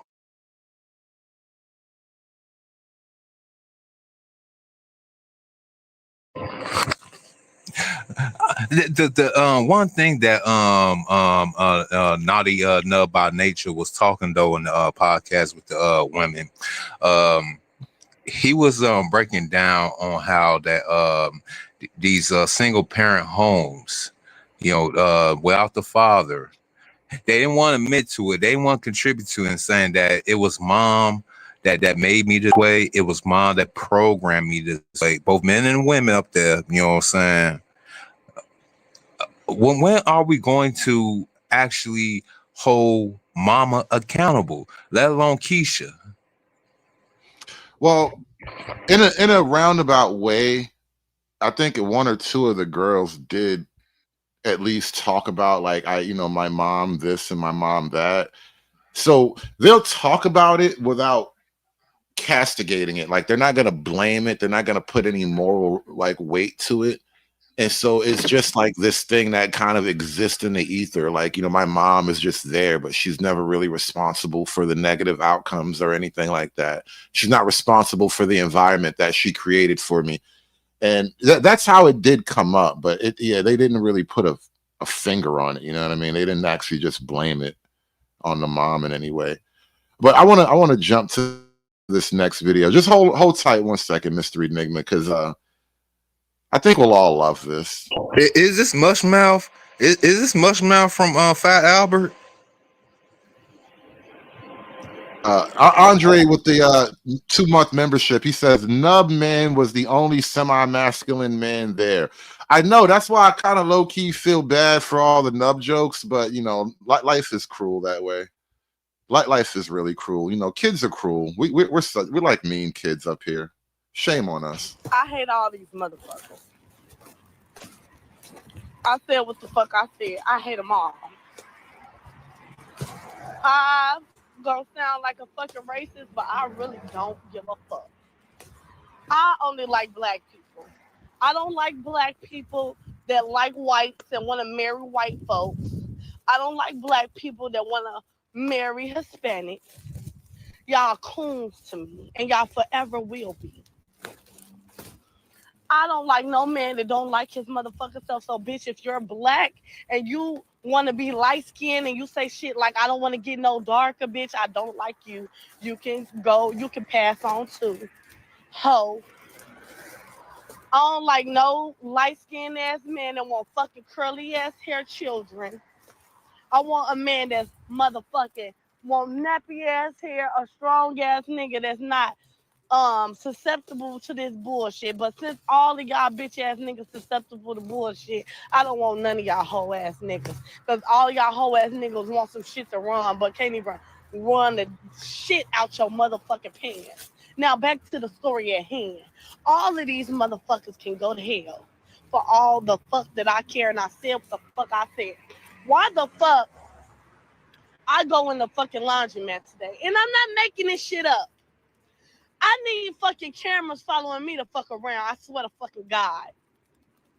Because these motherfuckers must think I'm slow or I don't have the sense that God gave me to speak my mind and say my motherfucking piece. But let's get back to the motherfucking story. Why the fuck did I go in the goddamn laundromat? Now, granny, I'm not washing no motherfucking clothes because I don't got it like that. I don't have money like that. And baby, I don't give a fuck. I will sleep out on the bitch before I go sell some motherfucking ass just to wash some motherfucking clothes.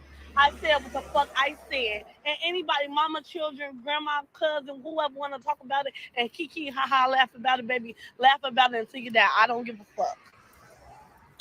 I go in the laundromat, charge my motherfucking phone up, This whole ass bitch gonna call the fucking law on me. Swear to God, everywhere I go, they fucking calling the law because they know what the fuck it is. That's why. I'm gonna tell you that first. They know what the fuck it is with me. Secondly, I should have probably saved this clip for a different show. I'm queuing up for, because I literally got shows locked and loaded, ready to go. Because like I said, we got the Indian trucker thing, and then I want to take another run at the food stamp EBT crisis, because the stamp cuts they're hurting. The food stamp cuts they're getting painful, and I could have added this to the food stamp show, but this is not necessarily about food stamps. It's just that there's going to be a lot of women crashing out in It's the near kind of future. it's kind of situated with the food stamp thing. I mean it's a lot to unpack here. First, why is her teeth so yellow? It's like I could go ahead and scrape off one of her teeth and butter my fucking rolls or something like that. And why does her neck look like that? Why look like a turtleneck? And no, I'm not talking about the sweater. Also, why her face look like she's the love child of Beetlejuice and Beetlejuice and Mushmouth put together though? It's a lot going on here, Hood. I think when you got neck rolls like that, you're on your way to becoming like visibly obese. Like she's just on that thin line between thick and just fat. That's what the neck rolls are about. She's transitioning to a fat bitch. Man, every time she opened her mouth, it's like she took a big old bite out of some parquet or some other type of buttery substance. Man, what the fuck is going? Press play, just press play. We got a lot of this shenanigans. Also, why is she going? Why she going to the laundromat, but she ain't washing no damn clothes? To charge her phone for free, nigga. You heard. That's why they called the police on her for trespassing. Mystery, anything you want to add before we get back to it? I just find it amazing that these people record themselves, but yet lack self-reflection. That you put this on the internet and at no point do you like review the tape, be like, you know what, that was ridiculous. Like, I should present myself better. You know what I mean? Like I just don't understand how you can just be that you're okay with this. Mystery, we were talking about like abstract concepts before, and I think you have to have a full grasp of several abstract concepts to have shame, right? You have to have a grasp of like rules and order, the idea that other people are looking at you and judging you in some type of way. You are making your race look bad. Like all these abstract ideas have to just go out the window. But if you're obviously she's trying to be a content creator, right? So I would think that at the base level you want attention. So you will find ways to optimize your attention seeking online. You'll like review the tape, see, oh, I could do this better. I could have said that better. You know what I mean? Like just do something to optimize. But I'm just baffled that I don't think she's trying to be a successful content creator the way you're saying it. Like, obviously, she's creating content by default, but not everybody on the internet is trying to like create content. I think in the way you're using it, a lot of people are really like doing some ego tripping shit on the internet.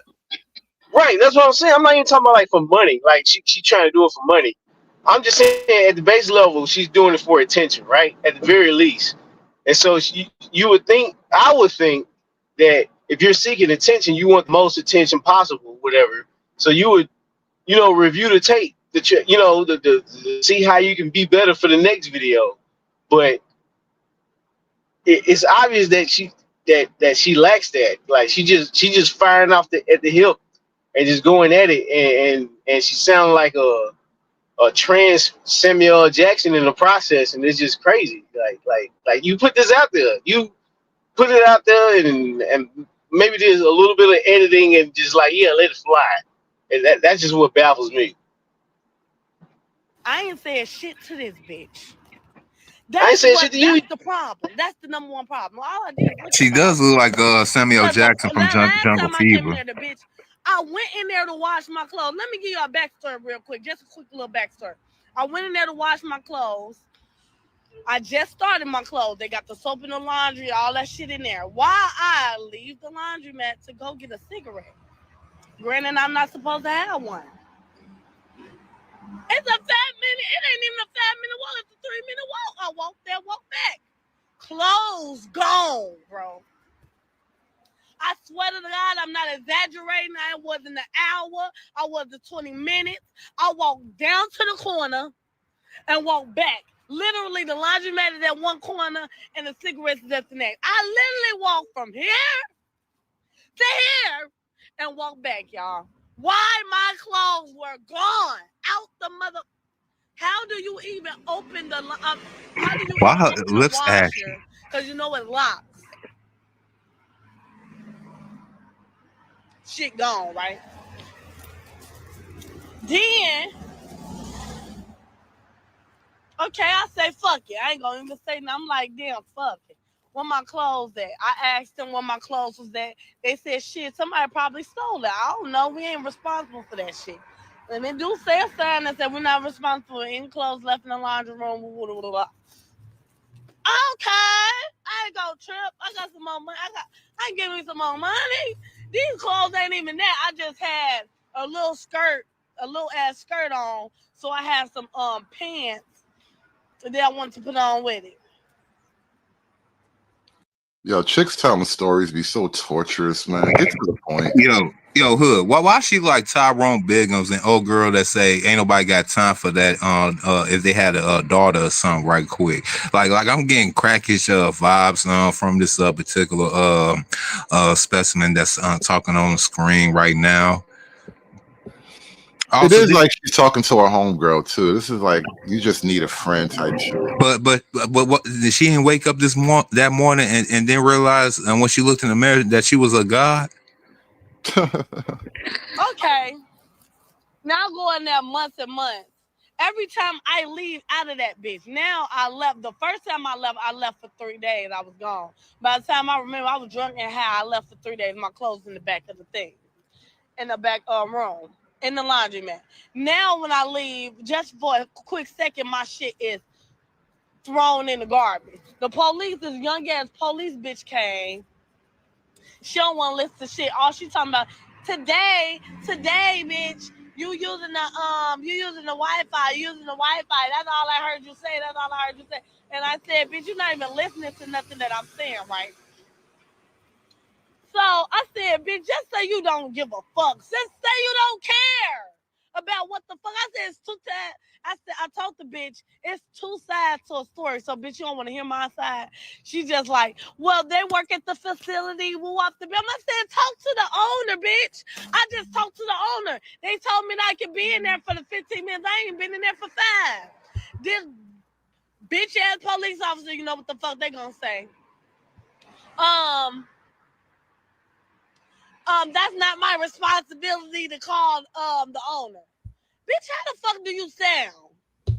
You telling me I can't be in a place. I'm telling you that the owner didn't tell me that. And you telling me you're not gonna call the owner to verify what the fuck I'm saying. What would the owner do for you? You just gotta take the L. Somebody stole your clothes out the laundromat. Shit rough, but Yeah, this is not adding up. All right, so she said she didn't go in there to go ahead and wash clothes, but to charge her phone up. Now she's saying someone stole the little clothes that she probably had left. I mean, yeah, I'm kind of lost. I'm not sure if she like mixing up different events or what. Like her, she must not got enough sleep. You see the bags on under her eyes. I don't think she got enough sleep. She don't never sleep. See, the problem is she got clothes on. So they stole her clothes. They stole her clothes, and please let her keep them clothes that she got on. Please, I do not want to go blind today. Yeah. Some chicks is better off with clothes, bro. And she looked like she caught a body about a week ago. So that's a problem in itself. So who the fuck is you playing with? Because who the fuck is you playing with? Because do you want me to throw hands? Do you want me to drag this bitch up out of here and then go to jail for a reason? Y'all want to play police games all the motherfucking time until you get your ass whooped for a real reason, bitch. Stop calling the fucking law on me. You lucky I don't have no warrants, felonies, or none of that shit. Because, bitch, I would have beat the dog shit out of your motherfucking ass. And I mean that for a fact. And you can ask anybody that fucking know me. I'm not the type of bitch that want to beat people up or fight motherfuckers or do any of that shit. I'm the motherfucking bitch that they gonna tell you she's a hoe. She ain't know none of that shit. And I done whooped the brakes off of a couple of bitches.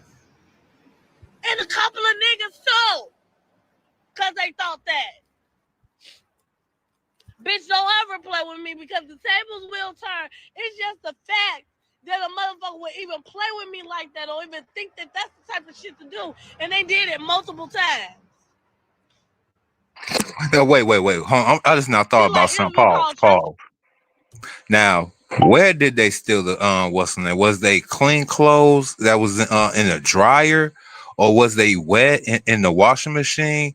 Lord forbid, I hope nobody stole the clothes that she went there to the laundromat, even though she didn't go there to wash those clothes. I don't even think it matters at this point. Like I don't even think the clothes matter to her at this point. She's just in the middle of a chimp out, and it's just gonna last as long as it lasts, bro. There's like a psychotic episode or some shit. So I said, let me gather up my shit and get the fuck up out of here, cause I can't afford to go to jail. I really can't afford to go to jail right now. But bitch, I will make time. I'll make time to drag your ass all the way down this street and beat the dog shit out of you. What the fuck do y'all? What the fuck? What the fuck, dude? Like, who are you playing with? I don't even look like a bitch to play with, and then I look like this, y'all. This is gonna make it even worse.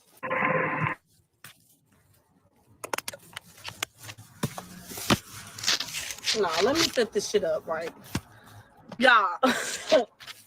No, let me put it on the ground. So you put it on the ground so y'all can see how I look. Now, granted, I'm only 5'2", y'all. So I'm just talking to them like men, but you could still hear my story. Like, it's two sides to a story. She's short like me. This bitch short like me. So we all look like midgets going like this. So I'm like, damn, it's two sides to a story. Fuck it, though.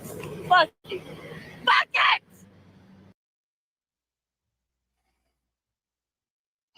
What the fuck was that? What the fuck? Hold on, man. She look like she like one of them old crackheads I used to sell two for the 25 for after she just got through sucking a dude around the corner type of vibes, man. I don't. It's a lot to unpack here. You want to go ahead, Mystery? I'm just All I know is when it comes to situations like this, you have to have the premise that you can't hold her accountable. She told this elaborate story just to get you to not hold her accountable for her actions. That's all she's doing. You know, that's why it's all over the place. And one minute she's just innocent, next minute she's threatening people. She wasn't washing clothes, now she is. You can't pin her down on nothing. She just does what she wants, and you can't do anything about it. You can't expect her to act like an adult. You know, shout out to dirty folks. Like, man. Shout out to dirty folks, man. Toddle's gonna toddle. Crackhead toddles on top of that, man. She a crackhead. I ain't trying that shit. Well, what Judge Matt to say, man? I know a crackhead when I see one. Yeah, that's a crackhead. That's a straight up crackhead. The stories didn't match up. She hiding all outside. Her teeth rotten and yellow and shit like that. And she got the turtle neck, like I said, not the sweater. You know what I'm saying? That's some crackish type of tendencies. Hey, you know what? I'm gonna do something right now. It's gonna be a little bit risky, so I can't let y'all actually watch all of the video. So the link is in the chat. So you guys want to actually see what's really going on here? That's the link to the video, right? Now, that being said, I will share some of what's going on up until a point, so you can get the gist of it all. Woman got into a shootout with her boyfriend in front of her parents' house. Now, technically, what I heard about this story, it's not quite the girlfriend boyfriend. There's a new girlfriend who got into an argument with the baby daddy, and that's who got so like this is like the stud girlfriend or whatever arguing with the baby daddy, and she went in the house to go grab a weapon, a gun.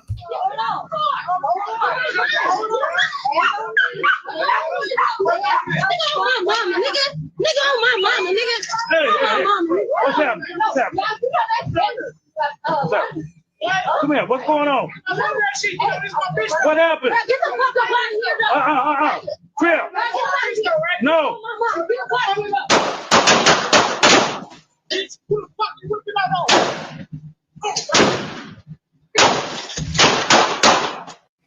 Get in there. She got hit and was still fighting, shooting back from the ground. And so he shot her some more until she stopped moving. Damn, go, he was shooting at Cleo. Hey man. Man, that didn't so we went from the bus driver giving bitches uppercuts saying you're going to jail now to dudes giving out shells to chicks that want to go ahead with the last hoorah, going out shooting them up bang bang style, saying you're going to hell now, type of thing in 2025. That's what we're dealing right now, hood. I've been trying to warn people about how dangerous it is out here, man. Listen, you can lose a hand to black love. You can lose an eye. You can lose a limb. You can get stabbed in the back. You can lose a left testicle. All kind of things can happen to you when you engage in black love. No, Yes, this ain't black love. Yes, it is. Yes, it is. Matter of fact, my great grandpappy experienced this kind of black love. The story was he came home from a good time house, woke my great grandmama up, told her to fix us some coffee. She got up, and then during the process, homeboy was getting belligerent, was acting up, and so blah blah blah blah. She shot him. She shot him dead in the home and everything. Got arrested for it. Was in the paper and all that, and they chalk it up to self-defense, bro. This is what it is, bro. It's always been like that. That's what I always say, man. Real ninjas believe, bro. Is at this point. We let it go. We had the women that was, that was demure and act right and everything. But since we let go of the brakes, this is where we at now. You got to shoot them dead in the street. But my question is, how could you shoot God though? How you just shoot God like that?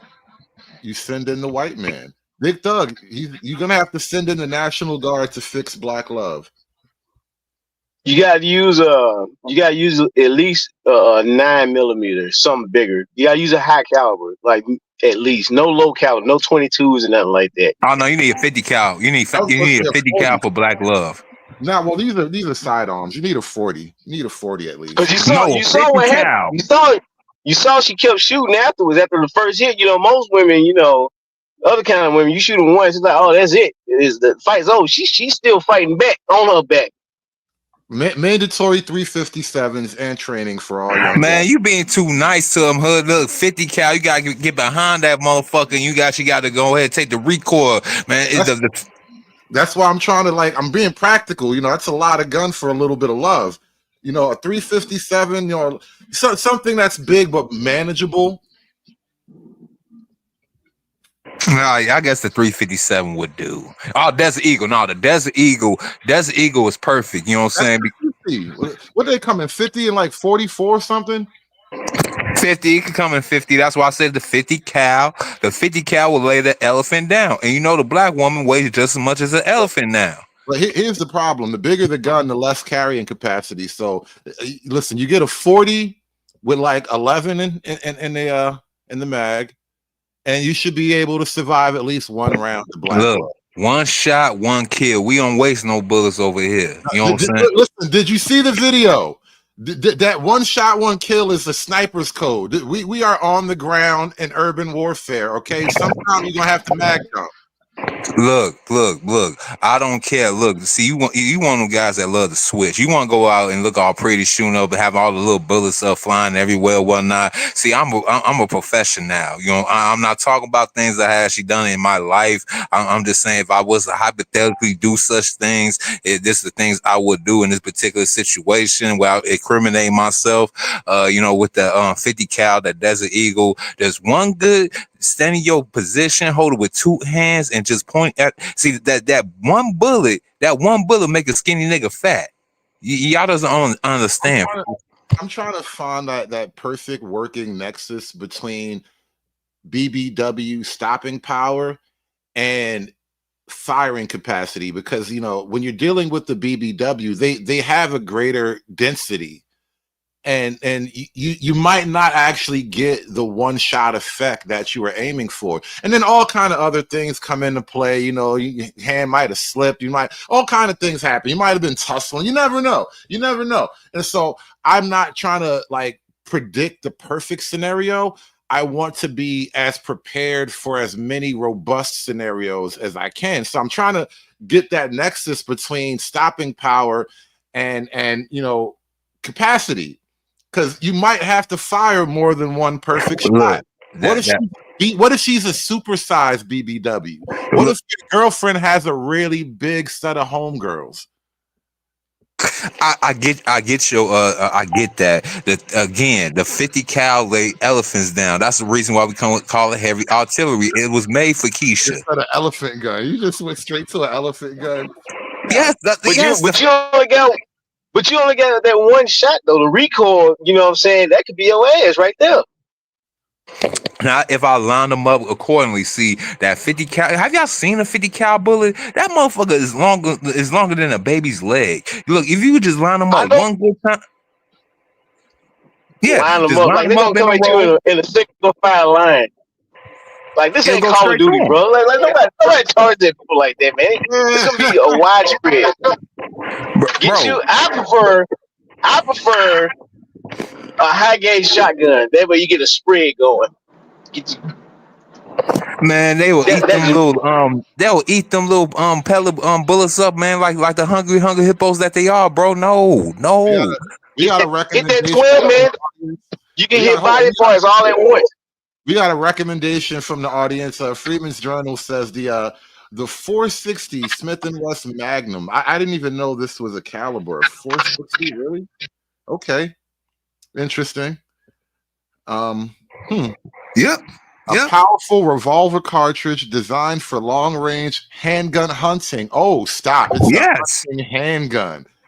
Hunting handgun, so we can take down a boar with this. We can fire on a bear or your baby mama or one of her sisters or whatever. All her sisters again.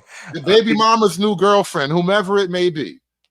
And you see how big she was? Look, one of them bullets would lay her ass down with no problem. See, them little 9mm, them little 40 cal. You see how to shoot the big bitch at multiple times. You know what I'm saying? That one and done.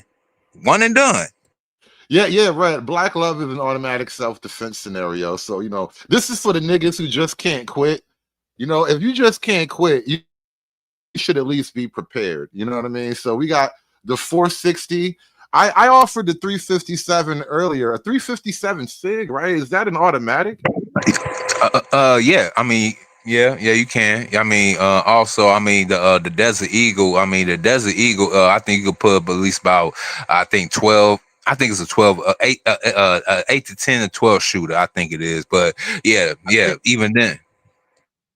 I think I might have found my my Black Love weapon of choice, the 357 SIG. I think that's a nice touch. The SIG comes well recommended. Yeah, I'm thinking about getting me a Desert Eagle called Love Jones. We're ready for Black Love now.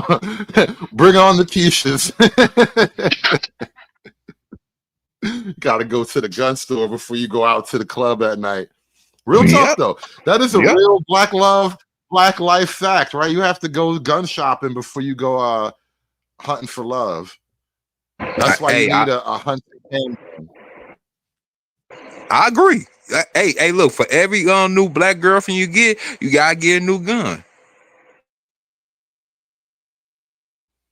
And that's the thing. If it ain't the woman you love that's gonna get you, it's gonna be the woman that love her. One of these bitches is gonna get you though. Either way, you have to be ready. You have to be armed and ready to find black love. Okay, it's a dangerous game. Love is a battlefield. I feel like Pat Benatar was out there fucking with niggas back in the 80s. That's when she wrote "Love is a Battlefield." Like, did you ever see how diverse? Let me just no. I know we're getting way off into it, but let me show you something about "Love is a Battlefield," because that's a classic pop icon video. It's an iconic video from back in the day. Really is low key about black love, but like they kind of had to white girl it up. You know, we are strong. No one can tell us we're wrong. Searching our hearts for something so long, whatever. But that we are strong. No one can tell us we're wrong. Bit that's straight up Keisha. Hey, I So, mean, like, Janie's got a gun though. What about Janie? You know, Janie, she had a gun too. hold on, one at a time. I'm on an overload here, but I just wanted to notice. I just wanted y'all to notice something about the Pat Benatar thing. That's why I tell you this is a really black song, because when she went to the city, right, she didn't go to, like, you know, the white part. She didn't hang out with the white people in the city. She's up here with the Latino pimp. Like, this is a very ethnic vibe here. All the brown guys, all the hot, sweaty brown guys. Why is he sweating so hard?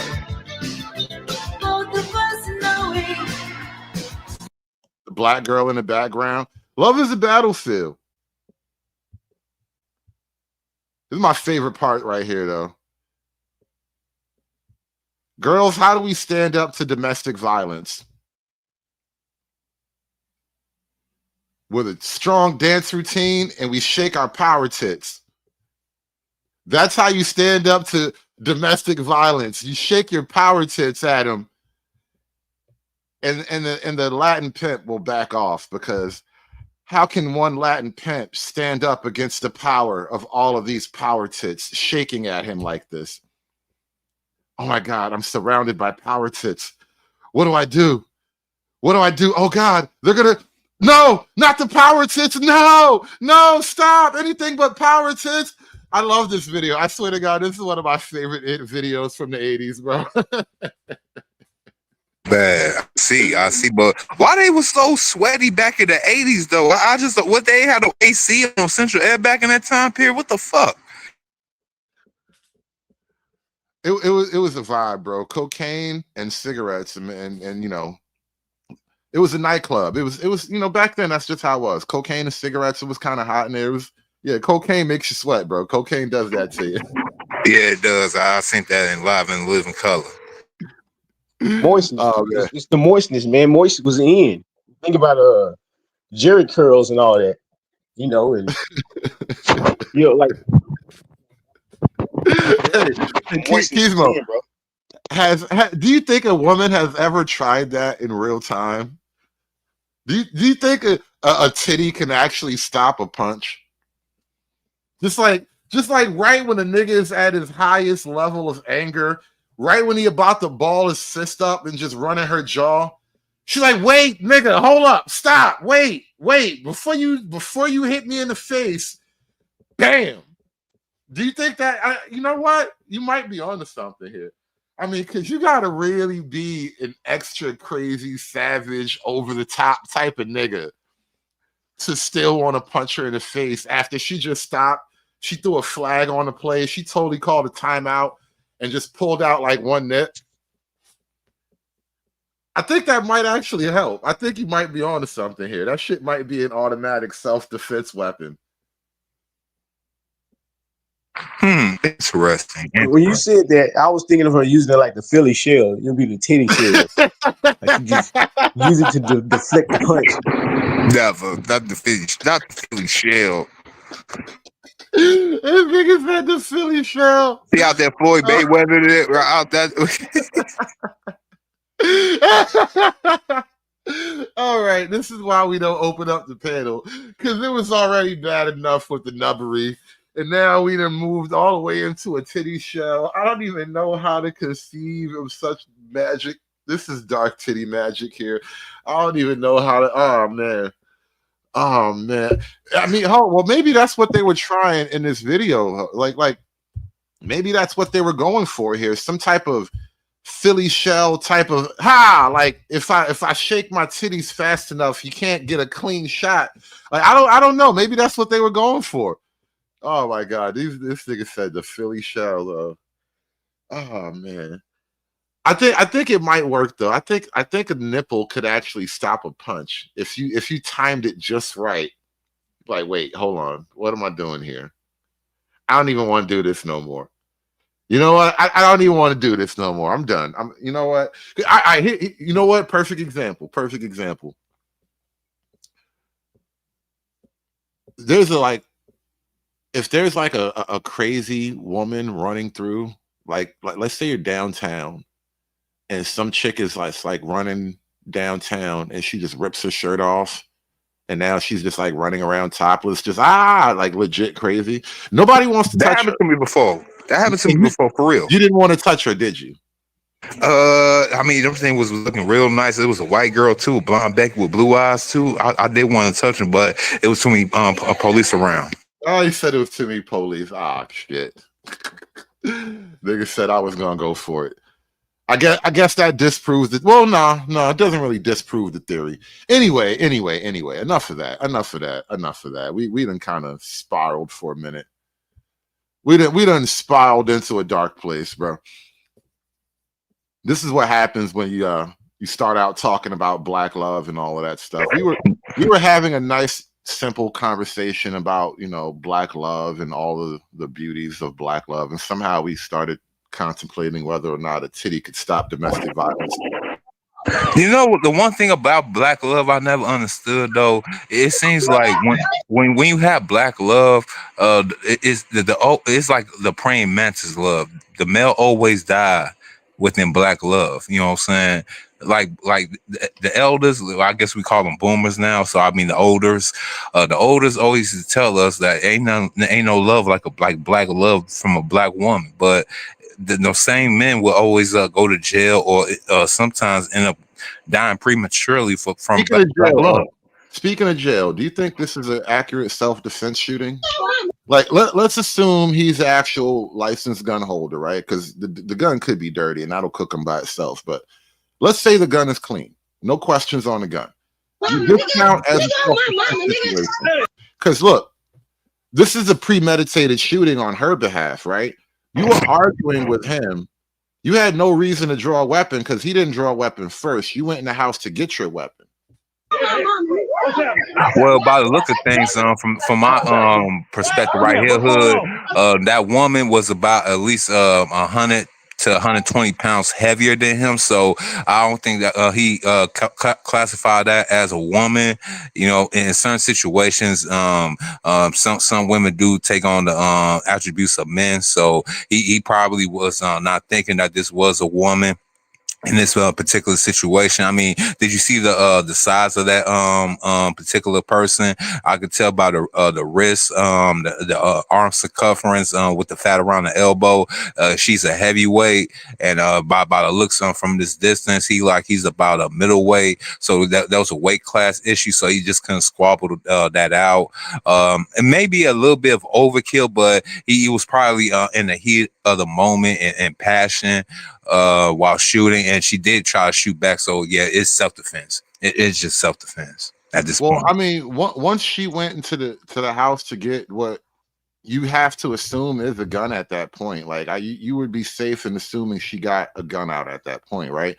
Yep. Once she did that and she came up to him with the gun, I think he was in any right to draw and fire. He Now, was. I mean, now he's Chances in are, jail for this right now, though. chances What are the was what? stud was already strapped up initially. You just didn't see it, and then she went That's inside to a get the different other strap. firearm. Yeah, that's a whole different firearm, though. What state was this transpired in? Now, was this a stand your ground state? I don't know. I can't even tell you for a fact. See, schematics. It's all about schematics at this point because, like you said, she did was arguing and she went to go retrieve something. Now, any person, especially defense attorney, would go ahead and tell the prosecution that in that order. Like the man was having a civil dispute with his former lover, his baby mother, when her supposed lover, I guess, was trying to squash the quarrel, but in a lethal way, and it just transpired that way. I mean, the gentleman, he only had one or two options, fight or flight, but he didn't have no chance or opportunity to fly, so he had to stand his ground and fight. And unfortunately for her, she was the unlucky winner of probably multiple bullets.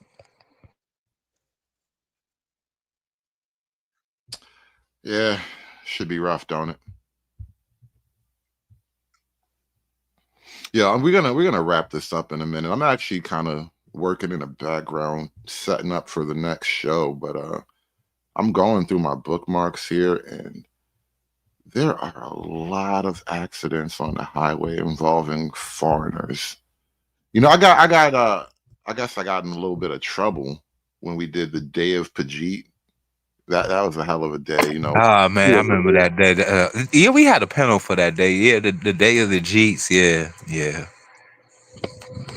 So now we're gonna risk flying a bit close to the sun again.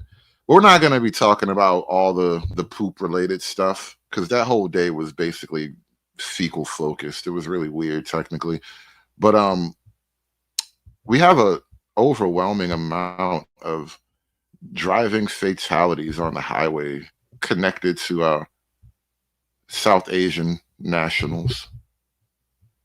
It's crazy how much work they putting in. I'm like going through all the bookmarks I got put together. Like between America and Canada, hell, the apocalypse is gonna happen on the highways, bros. Just like in Mad Max. Wreck. Just like in Mad Max. I just didn't know that Mad Max universe was kicked off by Pajit that likes to probably drive with his feet on the steering wheel. So you prepare his street food in the back of the what's the name? I'm just saying. Think about this for a minute. When America falls, the roads will be dominated by bands of traveling Jeets with armored up 18-wheelers and whatnot. Bumping the Baghdad money, Arab money. I'm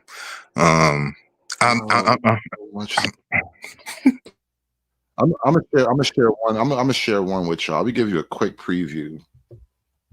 Look at this shit, y'all. Look at this shit. Like, really, bro? We can't live like this. We can't live like this.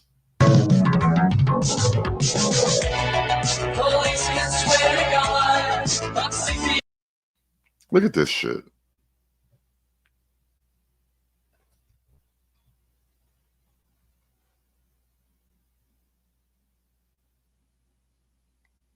This all over the place, man. But Hood, these are the jobs that black people didn't want. What's crazy is they are trying to infiltrate trucking. Trying to? What do you mean trying to? Trying would imply past tense. They have already. But they keep, this keeps happening. That's really what the show is kind of low key going to be about. It's not that they're trying to infiltrate trucking. This has been infiltrated already. Like, and look, here's me about to end the show and go do my job driving a truck on these very highways. So of course this piqued my interest when I there was a crash that happened recently, and the driver has been arrested and his partner has been deported. But now all the people, like the entire country of India, is trying to like support the guy. They got a petition online, like free my nigga and all that shit. It's crazy work. Crazy Free work, my so. G. They Yeah, we're gonna literally do that. free my G. Yeah, we're gonna do that another day. Basically, yeah, we got a whole thing coming, bro. We got a whole nother show coming. We have to revisit Day of the G. It has to be done, all right? Nobody else wants to do it. I'm gonna be the guy. Somebody had to do it. I am the chosen one. Somebody had to do it. These thugs. But we gotta get up out of here. These thugs, though, these thugs then literally took our jobs. And what I mean by thugs, I mean the Jeets. I mean, there was originally called thugs, thuggies, yes, goddamn thuggies, all over the road. It's crazy. But yeah, we're gonna wrap this one up. Like I said, I gotta go drive my truck now. I'm gonna talk to y'all later, man. I gotta go. Hey man, tell your tell your coworkers stop being musty and stop messing up the roads and shit. Now, most of my coworkers are Latinos, so you know they cool on that level. Again, they all got their green cards and shit. Again, tell your coworkers stop being musty and messing up the roads and stuff. All 18 of them in 18-wheeler. Yeah, we up out of here, man. Y'all have a great day. Aspiring to be patriarchs like what white men have, that isn't freedom. That isn't going to help anybody. It's certainly not going to help black people. It's done. It's done. It's done. It's done. It's done. It's done.